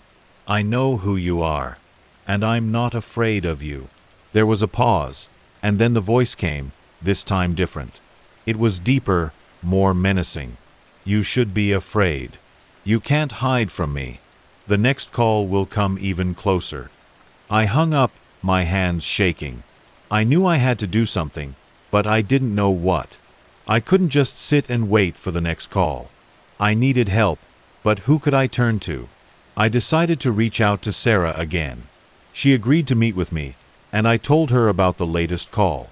She listened intently, her expression serious. "Have you tried any protective measures?" she asked when I finished. I nodded. "I followed the cleansing ritual you gave me, but it only worked for a short time. The phone is still ringing, and the voice is getting stronger." Sarah nodded. "It's important to understand that these entities feed on fear. The more afraid you are, the stronger they become. You need to find a way to stay calm and focused. Have you tried any other methods of protection?" I shook my head. "I don't know what else to do. I've tried everything I can think of." Sarah thought for a moment. "We need to find a way to break the cycle. These entities thrive on repetition and fear. We need to disrupt that pattern. Have you considered reaching out to a professional exorcist or a spiritual healer?" I hesitated. The idea of an exorcist seemed far-fetched, but I was willing to try anything. "Do you know someone who can help?" Sarah nodded. I have a contact who specializes in these cases. He's worked with entities like this before. I can arrange a meeting for you." I agreed, and Sarah made the arrangements. A few days later, I met with the exorcist, a man named Father Michael. He was a tall, imposing figure with a calm demeanor and a deep, resonant voice. He listened to my story and nodded thoughtfully. "This is a complex case," he said. "These entities are often tied to a specific place or object. We need to identify the source and break the connection. Have you noticed any patterns or triggers that seem to bring on these calls?" I thought for a moment. The calls always come when I'm alone, and they seem to be connected to my phone. I've tried changing the number, but it doesn't seem to help. Father Michael nodded. "That's a good start. We need to cleanse the phone and the space where you work. We'll also need to perform a ritual to break the connection between you and the entity." We agreed to a plan, and Father Michael came to my office the next day. He brought with him a variety of items: candles, incense, holy water, and a small wooden cross. We set up a circle of salt around the room, and he began the ritual. He recited prayers and incantations, and I followed his instructions, focusing on staying calm and centered. The ritual lasted for several hours, and by the end, I felt a sense of relief. The room seemed lighter, and the air was no longer thick with tension. Father Michael nodded, satisfied. "That should help break the connection," he said. "But we need to remain vigilant. These entities are persistent, and they will try to find a way back. Keep the protective measures in place, and if the calls continue, we'll need to take further action." I thanked him and promised to keep him updated. For a while, it seemed to work. The phone remained silent, and the strange occurrences stopped. I was able to focus on my work and my life, but I couldn't shake the feeling that the entity was still out there, waiting for its next move. A month passed, and I started to feel a sense of normalcy returning. I began to believe that the entity had moved on, that the ritual had worked. But then, one night, my phone vibrated. I hesitated, but then the call answered itself once more. The screen remained blank, and I heard the same slow, heavy breathing. This time, I was ready. I picked up the phone and spoke, my voice steady. "I know who you are, and I'm not afraid of you." There was a pause, and then the voice came, this time different. It was deeper, more menacing. "You should be afraid. You can't hide from me. The next call will come even closer." I hung up, my hands shaking. I knew I had to do something, but I didn't know what. I couldn't just sit and wait for the next call. I needed help, but who could I turn to? I decided to reach out to Sarah and Father Michael again. They agreed to meet with me, and I told them about the latest call. They listened intently, their expressions serious. "We need to take more drastic measures," Father Michael said. "This entity is determined, and it won't stop until it's satisfied. We need to perform a more powerful ritual, one that will permanently break the connection." Sarah nodded. "We'll need to gather a team of experienced practitioners. This will be a complex and dangerous ritual, but it's our best chance." We agreed to a plan, and the next day, a group of us gathered at my office. We set up a larger circle of salt, and Father Michael led the ritual. We recited powerful prayers and incantations, and I focused on staying calm and centered. The air was thick with tension, and I could feel the presence of the entity, trying to break through the protective barriers. The ritual lasted for several hours, and by the end, I felt a sense of relief. The room seemed lighter, and the air was no longer thick with tension. Father Michael nodded, satisfied. "That should do it," he said. "The entity should be gone. But we need to remain vigilant. Keep the protective measures in place, and if anything unusual happens, let us know immediately." I thanked them and promised to keep them updated. For a while, it seemed to work. The phone remained silent, and the strange occurrences stopped. I was able to focus on my work and my life, but I couldn't shake the feeling that the entity was still out there, waiting for its next move. A year passed, and I started to believe that the entity had truly moved on. I began to feel a sense of normalcy returning, and I was able to live my life without the constant fear of the next call. But then, one night, My phone vibrated. I hesitated, but then the call answered itself once more. The screen remained blank, and I heard the same slow, heavy breathing. This time, I was ready. I picked up the phone and spoke, my voice steady. "I know who you are, and I'm not afraid of you." There was a pause, and then the voice came, this time different. It was deeper, more menacing. "You should be afraid. You can't hide from me. The next call will come even closer." I hung up, my hands shaking. I knew I had to do something, but I didn't know what. I couldn't just sit and wait for the next call. I needed help, but who could I turn to? I decided to reach out to Sarah and Father Michael again. They agreed to meet with me, and I told them about the latest call. They listened intently, their expressions serious. "We need to take more drastic measures," Father Michael said. "This entity is determined, and it won't stop until it's satisfied. We need to perform a more powerful ritual, one that will permanently break the connection." Sarah nodded. "We'll need to gather a team of experienced practitioners. This will be a complex and dangerous ritual, but it's our best chance." We agreed to a plan, and the next day, a group of us gathered at my office. We set up a larger circle of salt, and Father Michael led the ritual. We recited powerful prayers and incantations, and I focused on staying calm and centered.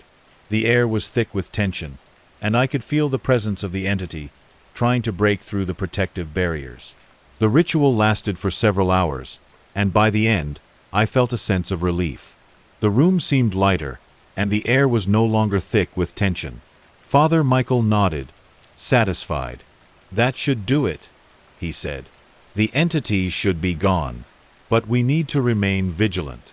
Keep the protective measures in place, and if anything unusual happens, let us know immediately." I thanked them and promised to keep them updated. For a while, it seemed to work. The phone remained silent, and the strange occurrences stopped. I was able to focus on my work and my life, but I couldn't shake the feeling that the entity was still out there, waiting for its next move. And so, the cycle continued, each time the entity becoming more determined, more menacing. But I was ready. I had a team of experienced practitioners, and I was no longer afraid. I knew that the next call would come, but I was ready to face it. And this time, I would be the one to make the entity disappear for good. I was heading straight to my room without turning on the lights. The house was completely silent, except for the faint hum of the fridge. The darkness enveloped me like a thick blanket, and the only sounds were my own footsteps echoing softly on the wooden floor. I had just returned from a long, exhausting day at work, and all I wanted was to collapse into bed and forget about the world for a few hours. As I passed by the living room, I felt something strange. Like someone was sitting on the sofa, watching me. My heart skipped a beat, and I paused, trying to shake off the eerie sensation. The living room was pitch black, and the only light came from the dim glow of the street lamp outside, casting long, distorted shadows across the room. I told myself it was just my imagination, that the exhaustion was playing tricks on my mind. But the feeling persisted, growing more intense with each passing second. The air suddenly felt colder, as if an icy wind had swept through the room. A heavy feeling settled over me, pressing down on my chest, making it hard to breathe. I don't know why, but an eerie sense of unease crept in, wrapping its icy fingers around my spine. My steps slowed, and I found myself hesitating, my hand reaching for the wall to steady myself. Slowly, I took out my phone, my fingers trembling as I fumbled to turn on the flashlight. The beam of light cut through the darkness, illuminating the living room in a harsh, cold glow. And what I saw made my breath stop. Someone was sitting on the sofa. But it wasn't just a man. It was a shadowy figure, completely black, as if made of pure darkness. Its face was blurry, like a thick fog that could dissolve at any moment. The figure seemed to blend into the shadows, almost as if it was a part of the darkness itself. My body froze, rooted to the spot. I couldn't move. I couldn't even blink. The only sound was the pounding of my heart, echoing in my ears. And then, its eyes slowly opened, red, glowing with an unnatural light. The eyes were like two burning embers, piercing through the darkness, locking onto mine. They were filled with a malevolent, almost playful intensity, as if the figure was amused by my fear. And then, it smiled. A faint, eerie smile, so unsettling, it sent chills down my spine. The smile was not one of warmth or friendliness, but of something far more sinister. It was a smile that spoke of secrets and darkness, of things that should never be known. The figure's lips curved into a perfect arc, revealing a row of sharp, white teeth that seemed to glow in the dim light. I slammed my door shut, locked it, and stayed curled up in my room the entire night. My mind raced with 1,000 thoughts, each one more terrifying than the last. Who, or what, was that thing? Why was it in my house? And why did it seem to be watching me? The next morning, I woke up to the first rays of sunlight filtering through the window. The house felt different, lighter, as if the darkness of the night had been washed away by the dawn. I dragged myself out of bed, my body still trembling from the previous night's encounter. I needed to get out of that house, to clear my head, to convince myself that what I had seen was just a figment of my imagination. But as I stepped into the living room, a chill ran down my spine.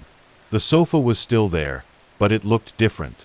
The fabric seemed to be darker, almost as if it had absorbed the shadowy figure. I hesitated for a moment, my hand hovering over the doorknob. Then, without thinking twice, I dragged that sofa out of the house. I didn't care if it looked strange to the neighbors or if it was a hassle. I just needed to get rid of it, to remove any trace of that terrifying presence from my home. But the feeling didn't go away. Every time I passed by the living room in the dark, I felt like someone was still sitting there. I just couldn't see them anymore. The days that followed were a blur of fear and paranoia. I found myself constantly checking over my shoulder, half expecting to see the shadowy figure lurking in the corners of the room. I started to leave the lights on all night, even though it meant higher electricity bills. I couldn't bear the thought of being alone in the dark again. One night, as I lay in bed, trying to force myself to sleep, I heard a faint whisper. At first, I thought it was just the wind, but then I realized it was coming from the living room.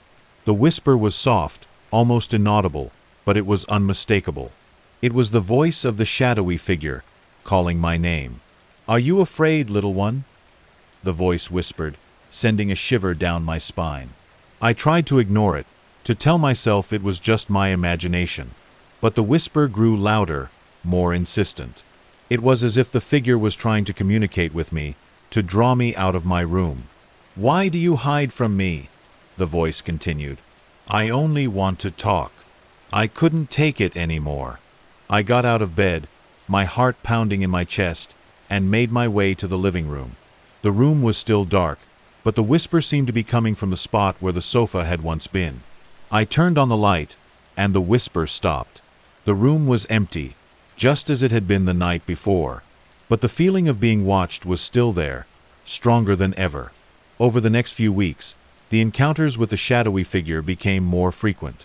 Sometimes, I would catch a glimpse of it in the corner of my eye, a fleeting shadow that disappeared when I turned to look. Other times, I would hear its whisper, soft and seductive, calling to me in the middle of the night. It was as if the figure was toying with me, playing a twisted game of hide and seek. I tried to ignore it, to convince myself that it was all in my head. But the more I tried to deny its existence, the more it seemed to grow in power. The whispers became louder, the shadows more pronounced. I found myself waking up in the middle of the night, drenched in sweat, with the feeling that something was watching me, waiting for me to slip up. One night, as I lay in bed, I decided to confront the figure. I couldn't keep living in fear, couldn't keep hiding from it. I needed to face it, to understand what it wanted from me. With a deep breath, I got out of bed and made my way to the living room. The room was dark, but I didn't turn on the lights. I didn't want to give the figure the satisfaction of seeing me afraid. "Who are you?" I demanded, my voice trembling. "What do you want from me?" There was a moment of silence, and then the whisper returned. "I am the shadow of your fears," the voice said, its tone almost playful. "I am the darkness that lurks in the corners of your mind. I am the thing you cannot see, the thing you cannot escape." I took a step back, my heart racing. "Why are you here?" The figure's laughter echoed in the darkness, a sound that sent a chill down my spine. I am here because you invited me. You opened the door, and now I am here to stay. I shook my head, trying to make sense of the words. I didn't invite you. I don't even know what you are. The figure's voice grew softer, more seductive. You invited me when you allowed fear to take root in your heart. When you let the darkness in, I followed. And now, I am a part of you, just as you are a part of me. I felt a wave of despair wash over me. Was this really happening? Was I losing my mind? But the figure's words resonated deep within me, touching a part of my soul that I had long ignored. The fear, the darkness, the shadows, they were all a part of me, a part of my own inner world. Why are you tormenting me? I asked, my voice barely above a whisper. The figure's laughter filled the room again, but this time it was different. It was almost sympathetic. I am not tormenting you, little one. I am showing you the truth. The truth about yourself, about the world around you. You are not alone in this darkness. We are all connected, bound by the shadows that we carry within us. I felt a strange sense of clarity, a realization that I had been avoiding for too long. The shadowy figure was not an external threat, but a reflection of my own fears and insecurities. It was a part of me, a part that I had been trying to suppress, to ignore. But the more I tried to push it away, the more it grew in power. I don't know how to deal with this, I said, my voice trembling. I don't know how to face my fears. The figure's voice grew softer, more gentle. You must learn to accept the darkness, to embrace it. Only then can you truly find the light. Fear is a part of life, but it does not have to control you. You have the power to overcome it, to face it head-on. I took a deep breath, feeling a sense of determination wash over me. I had been running from my fears for too long, hiding from the shadows that followed me. It was time to face them, to confront the darkness within. Show me, I said, my voice steady. Show me how to face my fears. The figure's laughter echoed in the darkness, but this time it was a sound of encouragement. The room seemed to shift, the shadows growing more intense, more alive. I felt a strange sense of calm, a feeling that I was not alone in this struggle. The figure was with me, guiding me, helping me to understand the depths of my own soul. For the first time in a long time, I felt a sense of peace. The fear that had been consuming me began to fade, replaced by a sense of clarity and purpose. I knew that the journey ahead would be difficult, that the shadows would always be there, waiting to test my strength.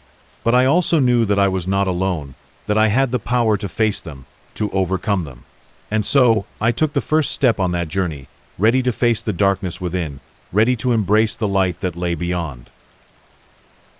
The night of the whispering mirror. The room was cloaked in darkness, a silent sanctuary where the world outside seemed to fade away. The only source of light came from the faint, blue glow of my phone, casting eerie shadows on the walls. It was well past midnight, and the house was still, the kind of stillness that makes the tiniest creaks and whispers seem magnified.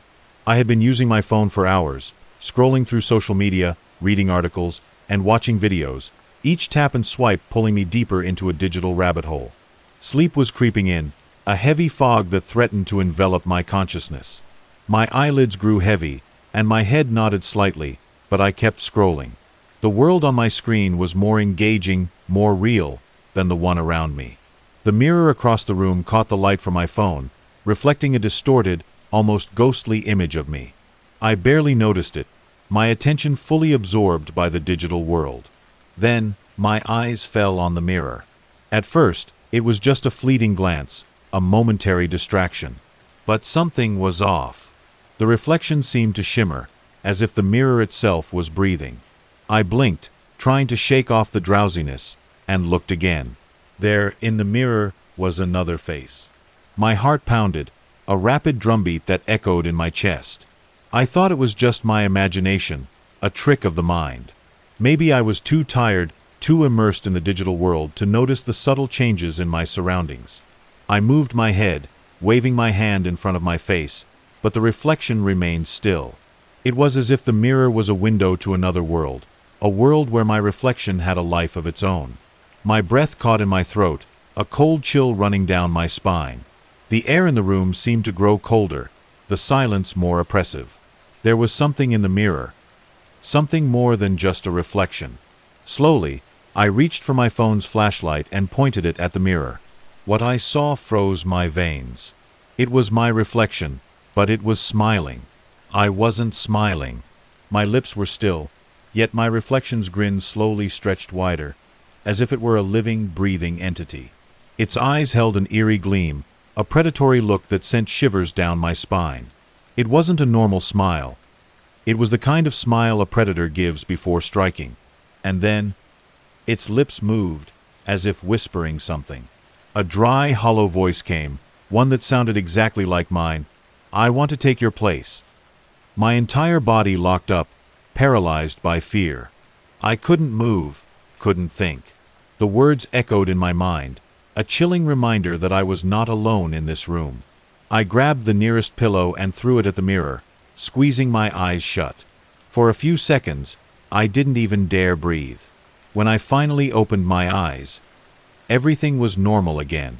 The mirror reflected my face, the same face I had seen countless times before. But something had changed. The air felt different, charged with an unseen energy. I couldn't shake the feeling that I was being watched, that the eyes in the mirror were still staring at me, even though I couldn't see them. I stumbled to my bed, my heart still racing. I pulled the covers over my head, trying to block out the world, but the image of the smiling reflection lingered in my mind.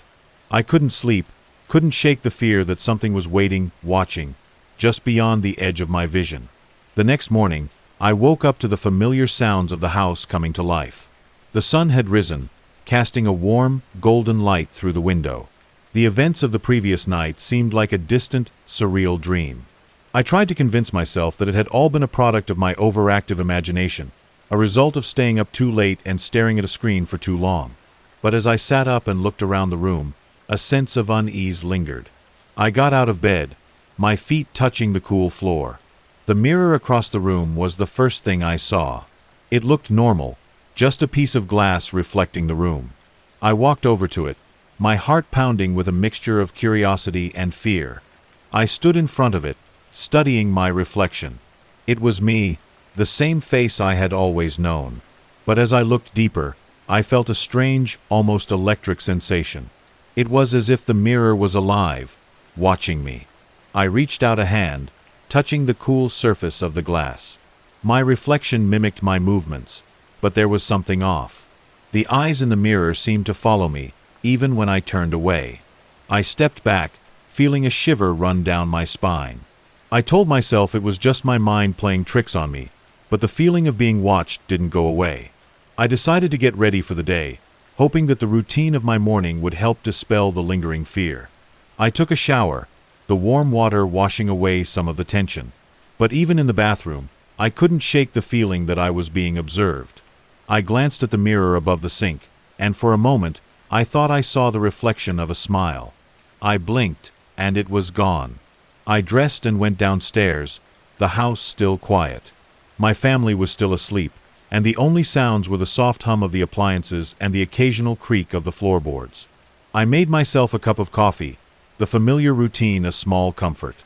As I sat at the kitchen table, sipping my coffee, I tried to push the events of the previous night to the back of my mind. It was just a dream, I told myself. Just a dream. But as the day went on, the unease didn't fade. Every time I passed a reflective surface, I felt a twinge of fear. The mirrors in the house seemed to watch me, their reflections holding a hint of something more. I tried to ignore it, focusing on my work and my daily tasks, but the feeling of being watched was always there, a constant, nagging presence. As the day wore on, I found myself increasingly on edge. Every reflection, every mirror, seemed to hold a hidden threat. I tried to avoid them, but they were everywhere. Mirrors in the hall, the bathroom, even the small, ornate mirror in my bedroom. Each one felt like a window to another world, a world where my reflection had a life of its own. I spent the afternoon at my desk, working on a project that required my full attention. The room was dim, the only light coming from my computer screen. The mirror in the corner of the room caught the glow, reflecting a distorted image of me. I tried to ignore it, but every so often, my eyes would drift to the mirror, and I would feel a chill run down my spine. As the sun began to set, casting long shadows across the room, the atmosphere grew more oppressive. The air felt thick, heavy with an unseen presence. I couldn't shake the feeling that I was being watched, that something was waiting, just beyond the edge of my vision. I decided to take a break, standing up and stretching my legs. As I moved towards the window, I caught a glimpse of my reflection in the mirror. It was the same as always, but as I looked closer, I saw something that made my blood run cold. The reflection's eyes were different, holding a gleam that wasn't there before. It was as if the reflection was aware, watching me with a predatory intensity. I turned away, trying to shake off the feeling, but the image stayed with me. I couldn't focus, my mind consumed by the strange, unsettling events. I decided to go for a walk, hoping that the fresh air would clear my head. The night was cool, the stars shining brightly in the sky. The world outside felt normal, peaceful, but the unease inside me remained. As I walked, I couldn't help but think about the previous night. The smile, the voice, the feeling of being watched. It all seemed so real, so terrifying. I tried to rationalize it, to tell myself that it was just a trick of the mind, but the more I thought about it, the more real it felt. When I returned home, the house was dark and quiet. I went to my room, the mirror in the corner reflecting the faint light from the hallway. I stood in front of it, my heart pounding. I looked into the reflection, trying to see if anything was different. For a moment, everything seemed normal, but then, the reflection's eyes flickered. It was a subtle movement, almost imperceptible, but it was enough to send a wave of fear through me. The reflection's lips curved into a smile that wasn't mine. I stepped back, my breath catching in my throat. The reflection's smile grew wider, its eyes gleaming with a predatory intensity. "I want to take your place," the dry, hollow voice echoed in my mind, the same voice from the previous night. My entire body locked up, paralyzed by fear. I couldn't move, couldn't think. The reflection in the mirror seemed to grow more lifelike, its movements more fluid. It reached out a hand, as if trying to touch me through the glass. I stumbled back, my heart racing. "Stay away from me," I whispered, my voice trembling. The reflection's smile faded, replaced by a look of disappointment. It stepped back, its image blurring for a moment before returning to normal. I stood there, frozen, trying to make sense of what had just happened. The air in the room felt different, charged with an unseen energy. I couldn't shake the feeling that the reflection was still watching me, even though it looked normal.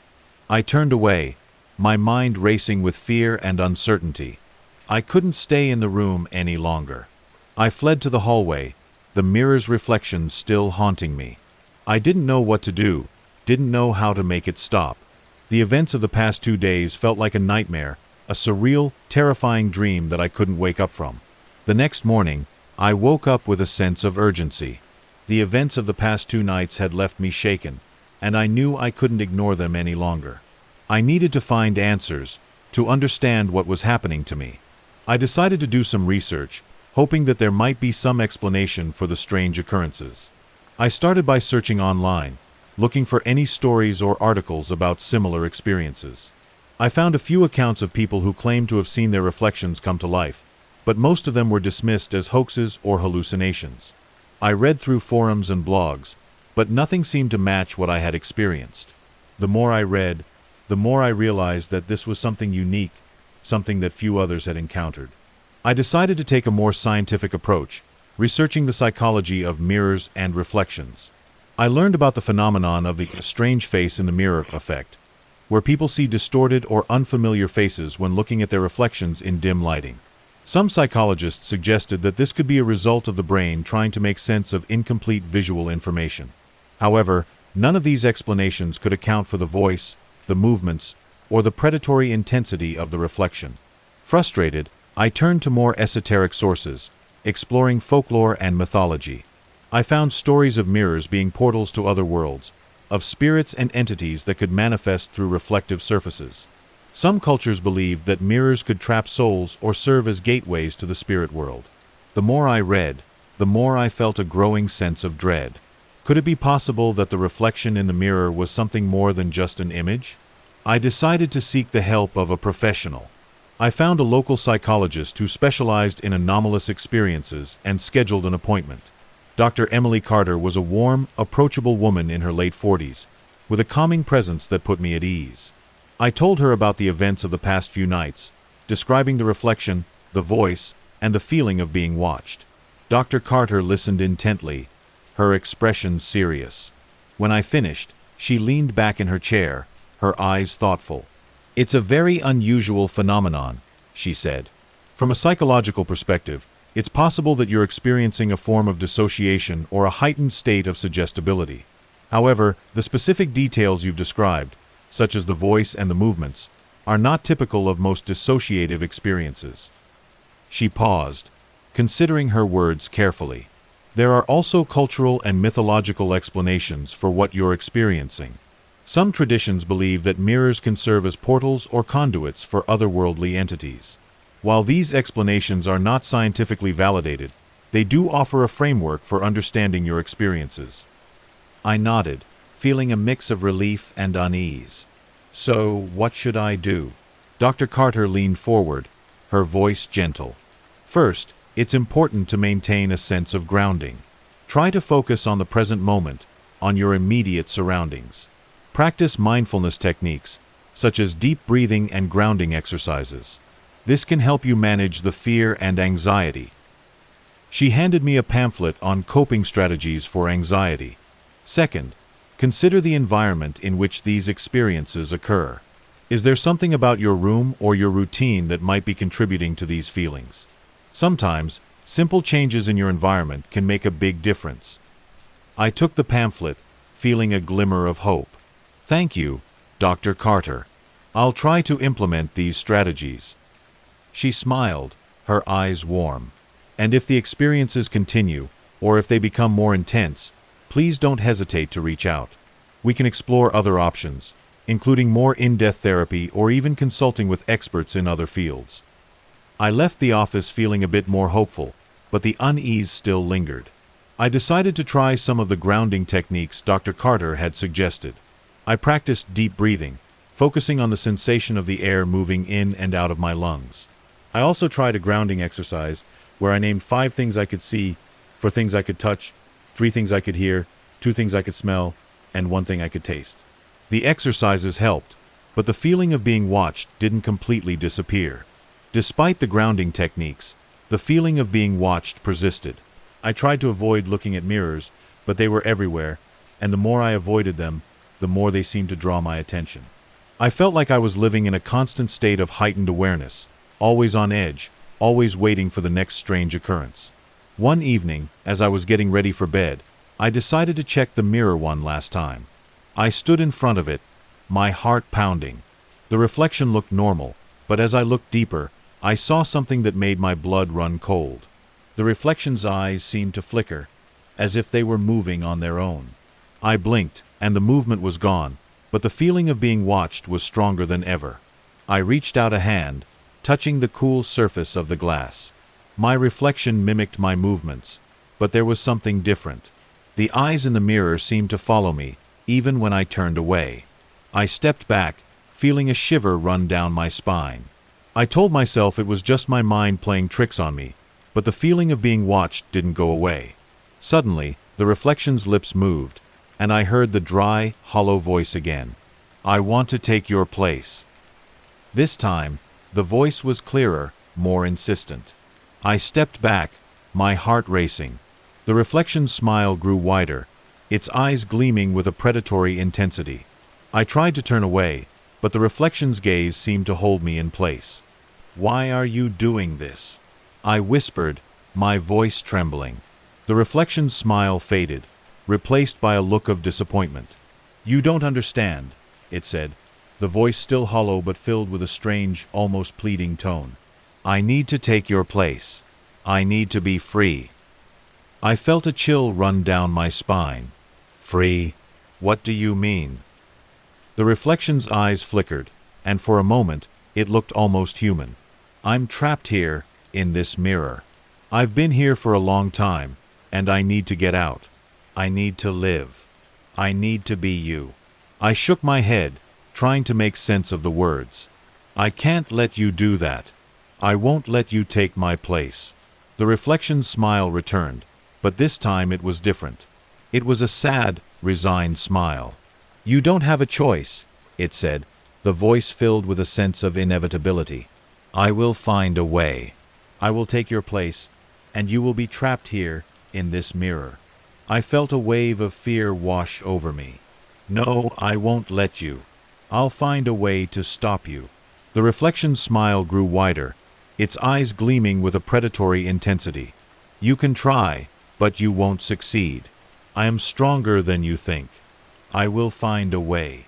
With that, the reflection's image blurred, and the mirror returned to normal. I stood there, frozen, trying to make sense of what had just happened. The air in the room felt different, charged with an unseen energy. I couldn't shake the feeling that the reflection was still watching me, even though it looked normal. I turned away, my mind racing with fear and uncertainty. I couldn't stay in the room any longer. I fled to the hallway, the mirror's reflection still haunting me. I didn't know what to do, didn't know how to make it stop. The events of the past few nights felt like a nightmare, a surreal, terrifying dream that I couldn't wake up from. The days that followed were a blur of fear and uncertainty. I tried to implement the grounding techniques Dr. Carter had suggested, but the feeling of being watched never truly went away. Every mirror, every reflective surface, seemed to hold a hidden threat. I felt like I was living in a constant state of heightened awareness, always on edge, always waiting for the next strange occurrence. I began to isolate myself, avoiding social interactions and spending most of my time in my room. I tried to keep the lights on, hoping that the brightness would dispel the darkness, but the shadows seemed to grow deeper, more menacing. I started to have nightmares, vivid and terrifying dreams where the reflection in the mirror came to life, reaching out to grab me, pulling me into the glass. One night, I woke up to the sound of a whisper. It was the same dry, hollow voice, the one that had spoken to me in the mirror. I'm still here, it said, the words echoing in the darkness. I sat up, my heart pounding, and looked around the room. There was no one there, but the feeling of being watched was stronger than ever. I tried to calm myself, focusing on my breathing, but the voice continued to whisper, a constant, haunting presence. You can't escape me, it said. I will find a way. I will take your place. I tried to ignore it, but the words burrowed deep into my mind, a constant reminder of the threat. I couldn't shake the feeling that the reflection in the mirror was more than just a reflection, that it was something more, something that wanted to take over my life. The next morning, I decided to take a different approach. I reached out to a local paranormal investigator, hoping that they might be able to shed some light on what was happening. The investigator, a man named Jack, was skeptical at first but agreed to come to my house and take a look. Jack arrived in the late afternoon, a tall, imposing figure with a serious expression. He carried a bag of equipment, including a camera, a voice recorder, and various other tools. I showed him the mirror, explaining the strange occurrences and the voice I had heard. Jack listened intently, his eyes thoughtful.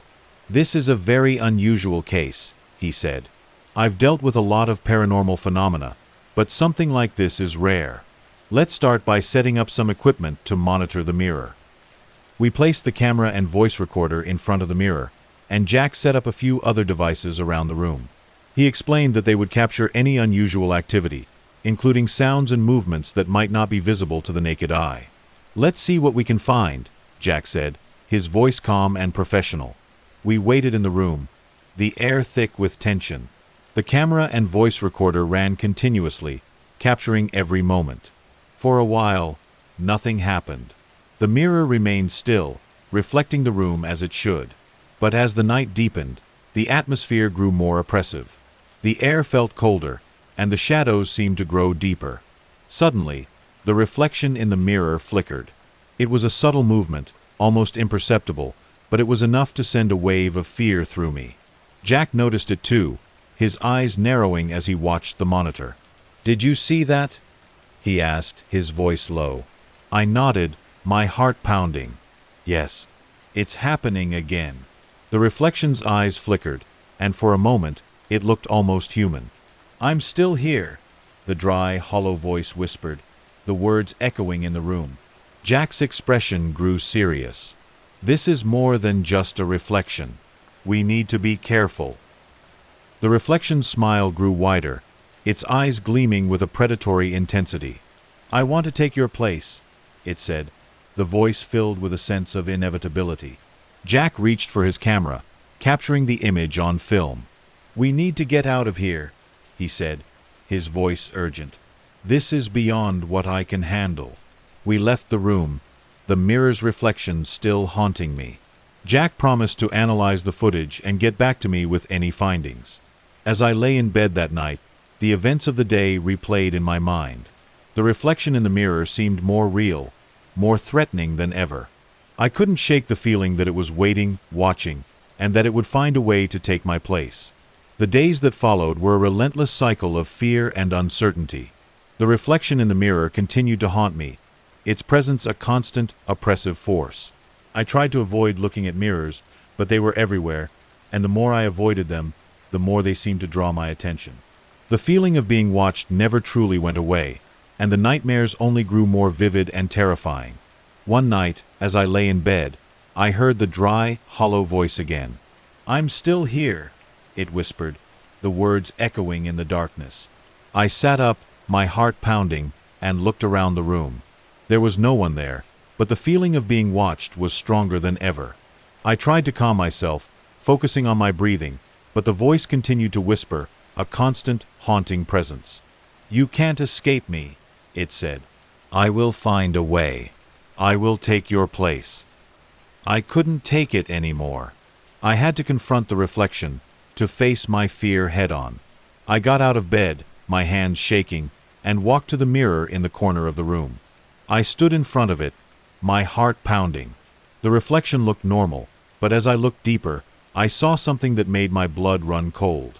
The reflection's eyes flickered, and for a moment, it looked almost human. I know you're there, I said, my voice trembling. I know you want to take my place, but I won't let you. I won't let you win. The reflection's smile grew wider, its eyes gleaming with a predatory intensity. You're too late, it said, the voice hollow but filled with a sense of triumph. I've already found a way. I will take your place, and you will be trapped here, in this mirror. I felt a wave of fear wash over me, but I refused to back down. No, I won't let you. I will find a way to stop you. The reflection's smile faded, replaced by a look of disappointment. You don't understand, it said, the voice filled with a strange, almost pleading tone. I'm trapped here, in this mirror. I've been here for a long time, and I need to get out. I need to live. I need to be you. I shook my head, trying to make sense of the words. I can't let you do that. I won't let you take my place. The reflection's eyes flickered, and for a moment, it looked almost human. You don't have a choice, it said, the voice filled with a sense of inevitability. I will find a way. I will take your place, and you will be trapped here, in this mirror. I felt a surge of determination. I won't let you. I will find a way to stop you. The reflection's smile returned, but this time it was different. It was a sad, resigned smile. You can try, but you won't succeed. I am stronger than you think. I will find a way. With that, the reflection's image blurred, and the mirror returned to normal. I stood there, frozen, trying to make sense of what had just happened. The air in the room felt different, charged with an unseen energy. I couldn't shake the feeling that the reflection was still watching me, even though it looked normal. I turned away, my mind racing with fear and uncertainty. I couldn't stay in the room any longer. I fled to the hallway, the mirror's reflection still haunting me. I didn't know what to do, didn't know how to make it stop. The events of the past few nights felt like a nightmare, a surreal, terrifying dream that I couldn't wake up from. The next morning, I received a call from Jack. He had analyzed the footage and the recordings from the previous night and had some findings to share. I met him at his office, a small, cluttered room filled with books and equipment. Jack's expression was serious as he handed me a USB drive. I've reviewed the footage and the recordings, he said. There are some very unusual things happening in your room. The reflection in the mirror is not just a reflection. It's something more, something that has a life of its own. I felt a chill run down my spine. What do you mean? Jack leaned forward, his eyes intense. The footage shows the reflection moving independently of you, and the voice recordings confirm that it's speaking to you. But there's more. I've consulted with some experts, and they believe that the reflection might be a manifestation of a trapped entity, something that has been bound to the mirror for a long time. I felt a wave of fear wash over me. A trapped entity? What does that mean? Jack took a deep breath. In many cultures, mirrors are believed to be portals or conduits to other worlds. They can trap souls or serve as gateways for otherworldly entities. It's possible that the reflection in your mirror is a manifestation of an entity that has been trapped there for a long time. It wants to be free, and it sees you as a way to achieve that. I felt a sense of dread. How can I stop it? How can I get rid of it? Jack handed me a book on ancient rituals and incantations. There are specific rituals and incantations that can be used to banish trapped entities. They are powerful and can be dangerous if not performed correctly, but they are the only way to free the entity and protect yourself. I took the book, my hands shaking. I'll do it. I have to try. Jack nodded, his expression serious. Be careful. These rituals are not to be taken lightly. If you need any help, don't hesitate to call me. I left the office, the weight of the situation heavy on my shoulders. I knew I had to act quickly, before the entity in the mirror found another way to take control. I spent the next few hours preparing for the ritual, gathering the necessary items and memorizing the incantations. The air in the room felt different, charged with an unseen energy. As night fell, I stood in front of the mirror, the book in my hands. I took a deep breath, trying to calm my racing heart. I began the ritual, reciting the incantations with as much conviction as I could muster. The air around me seemed to vibrate, the room growing colder and darker. The reflection in the mirror flickered, and the dry, hollow voice whispered, "You can't stop me." I ignored the voice, focusing on the ritual. "I banish you, entity of the mirror," I said, the words resonating in the room. "I command you to leave this place and return to the realm from which you came." The reflection's image blurred, and for a moment, it looked almost human. "You don't understand," it said, the voice filled with a sense of desperation. "I need to be free. I need to live. I need to be you." I felt a surge of determination. "I won't let you. I banish you, entity of the mirror. Leave this place and never return." The reflection's image grew more distorted, the air in the room growing colder. The voice grew louder, more insistent. "You can't stop me. I will find a way." I continued the ritual, my voice growing stronger with each word. "I banish you, entity of the mirror. Leave this place and never return." The reflection's image blurred again, and for a moment, it looked almost human. "You don't have a choice," it said, the voice filled with a sense of inevitability. "I will find a way. I will take your place, and you will be trapped here, in this mirror." I felt a wave of fear wash over me, but I refused to back down. "I banish you, entity of the mirror. Leave this place and never return." The air in the room grew colder, and the reflection's image began to fade. The voice grew weaker, more distant. "You can try, but you won't succeed. I am stronger than you think. I will find a way." With a final, desperate whisper, the reflection's image vanished, and the mirror returned to normal. The air in the room felt different, lighter, as if a weight had been lifted. I stood there, frozen, trying to make sense of what had just happened. The feeling of being watched was gone, replaced by a sense of peace. In the days that followed, the feeling of being watched never returned. The mirrors in my room and around the house reflected my image normally, and the air in the room felt different, lighter. I felt a sense of relief, but also a lingering sense of unease. The events of the past few weeks had left a mark on me, a reminder that the world was not always as it seemed. I reached out to Jack, thanking him for his help and sharing the outcome of the ritual. He was relieved to hear that the entity had been banished and offered to stay in touch if I needed any further assistance. I also contacted Dr. Carter, letting her know what had happened and expressing my gratitude for her support. The experience had changed me in ways I couldn't fully articulate. I was more aware of the unseen forces in the world, more cautious about the things I took for granted.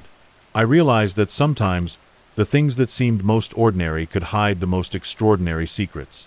I continued to practice the grounding techniques Dr. Carter had suggested, and I made a conscious effort to live in the present, to focus on the here and now.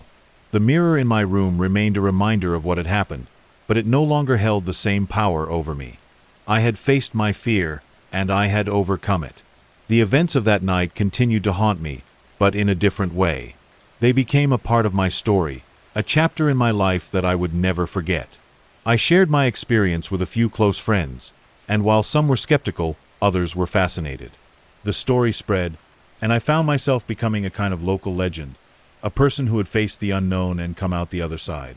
I began to write about my experiences, documenting the strange occurrences and the rituals that had helped me overcome them. My writings gained a small but dedicated following, and I received messages from people who had experienced similar phenomena. Some were seeking advice, others were simply looking for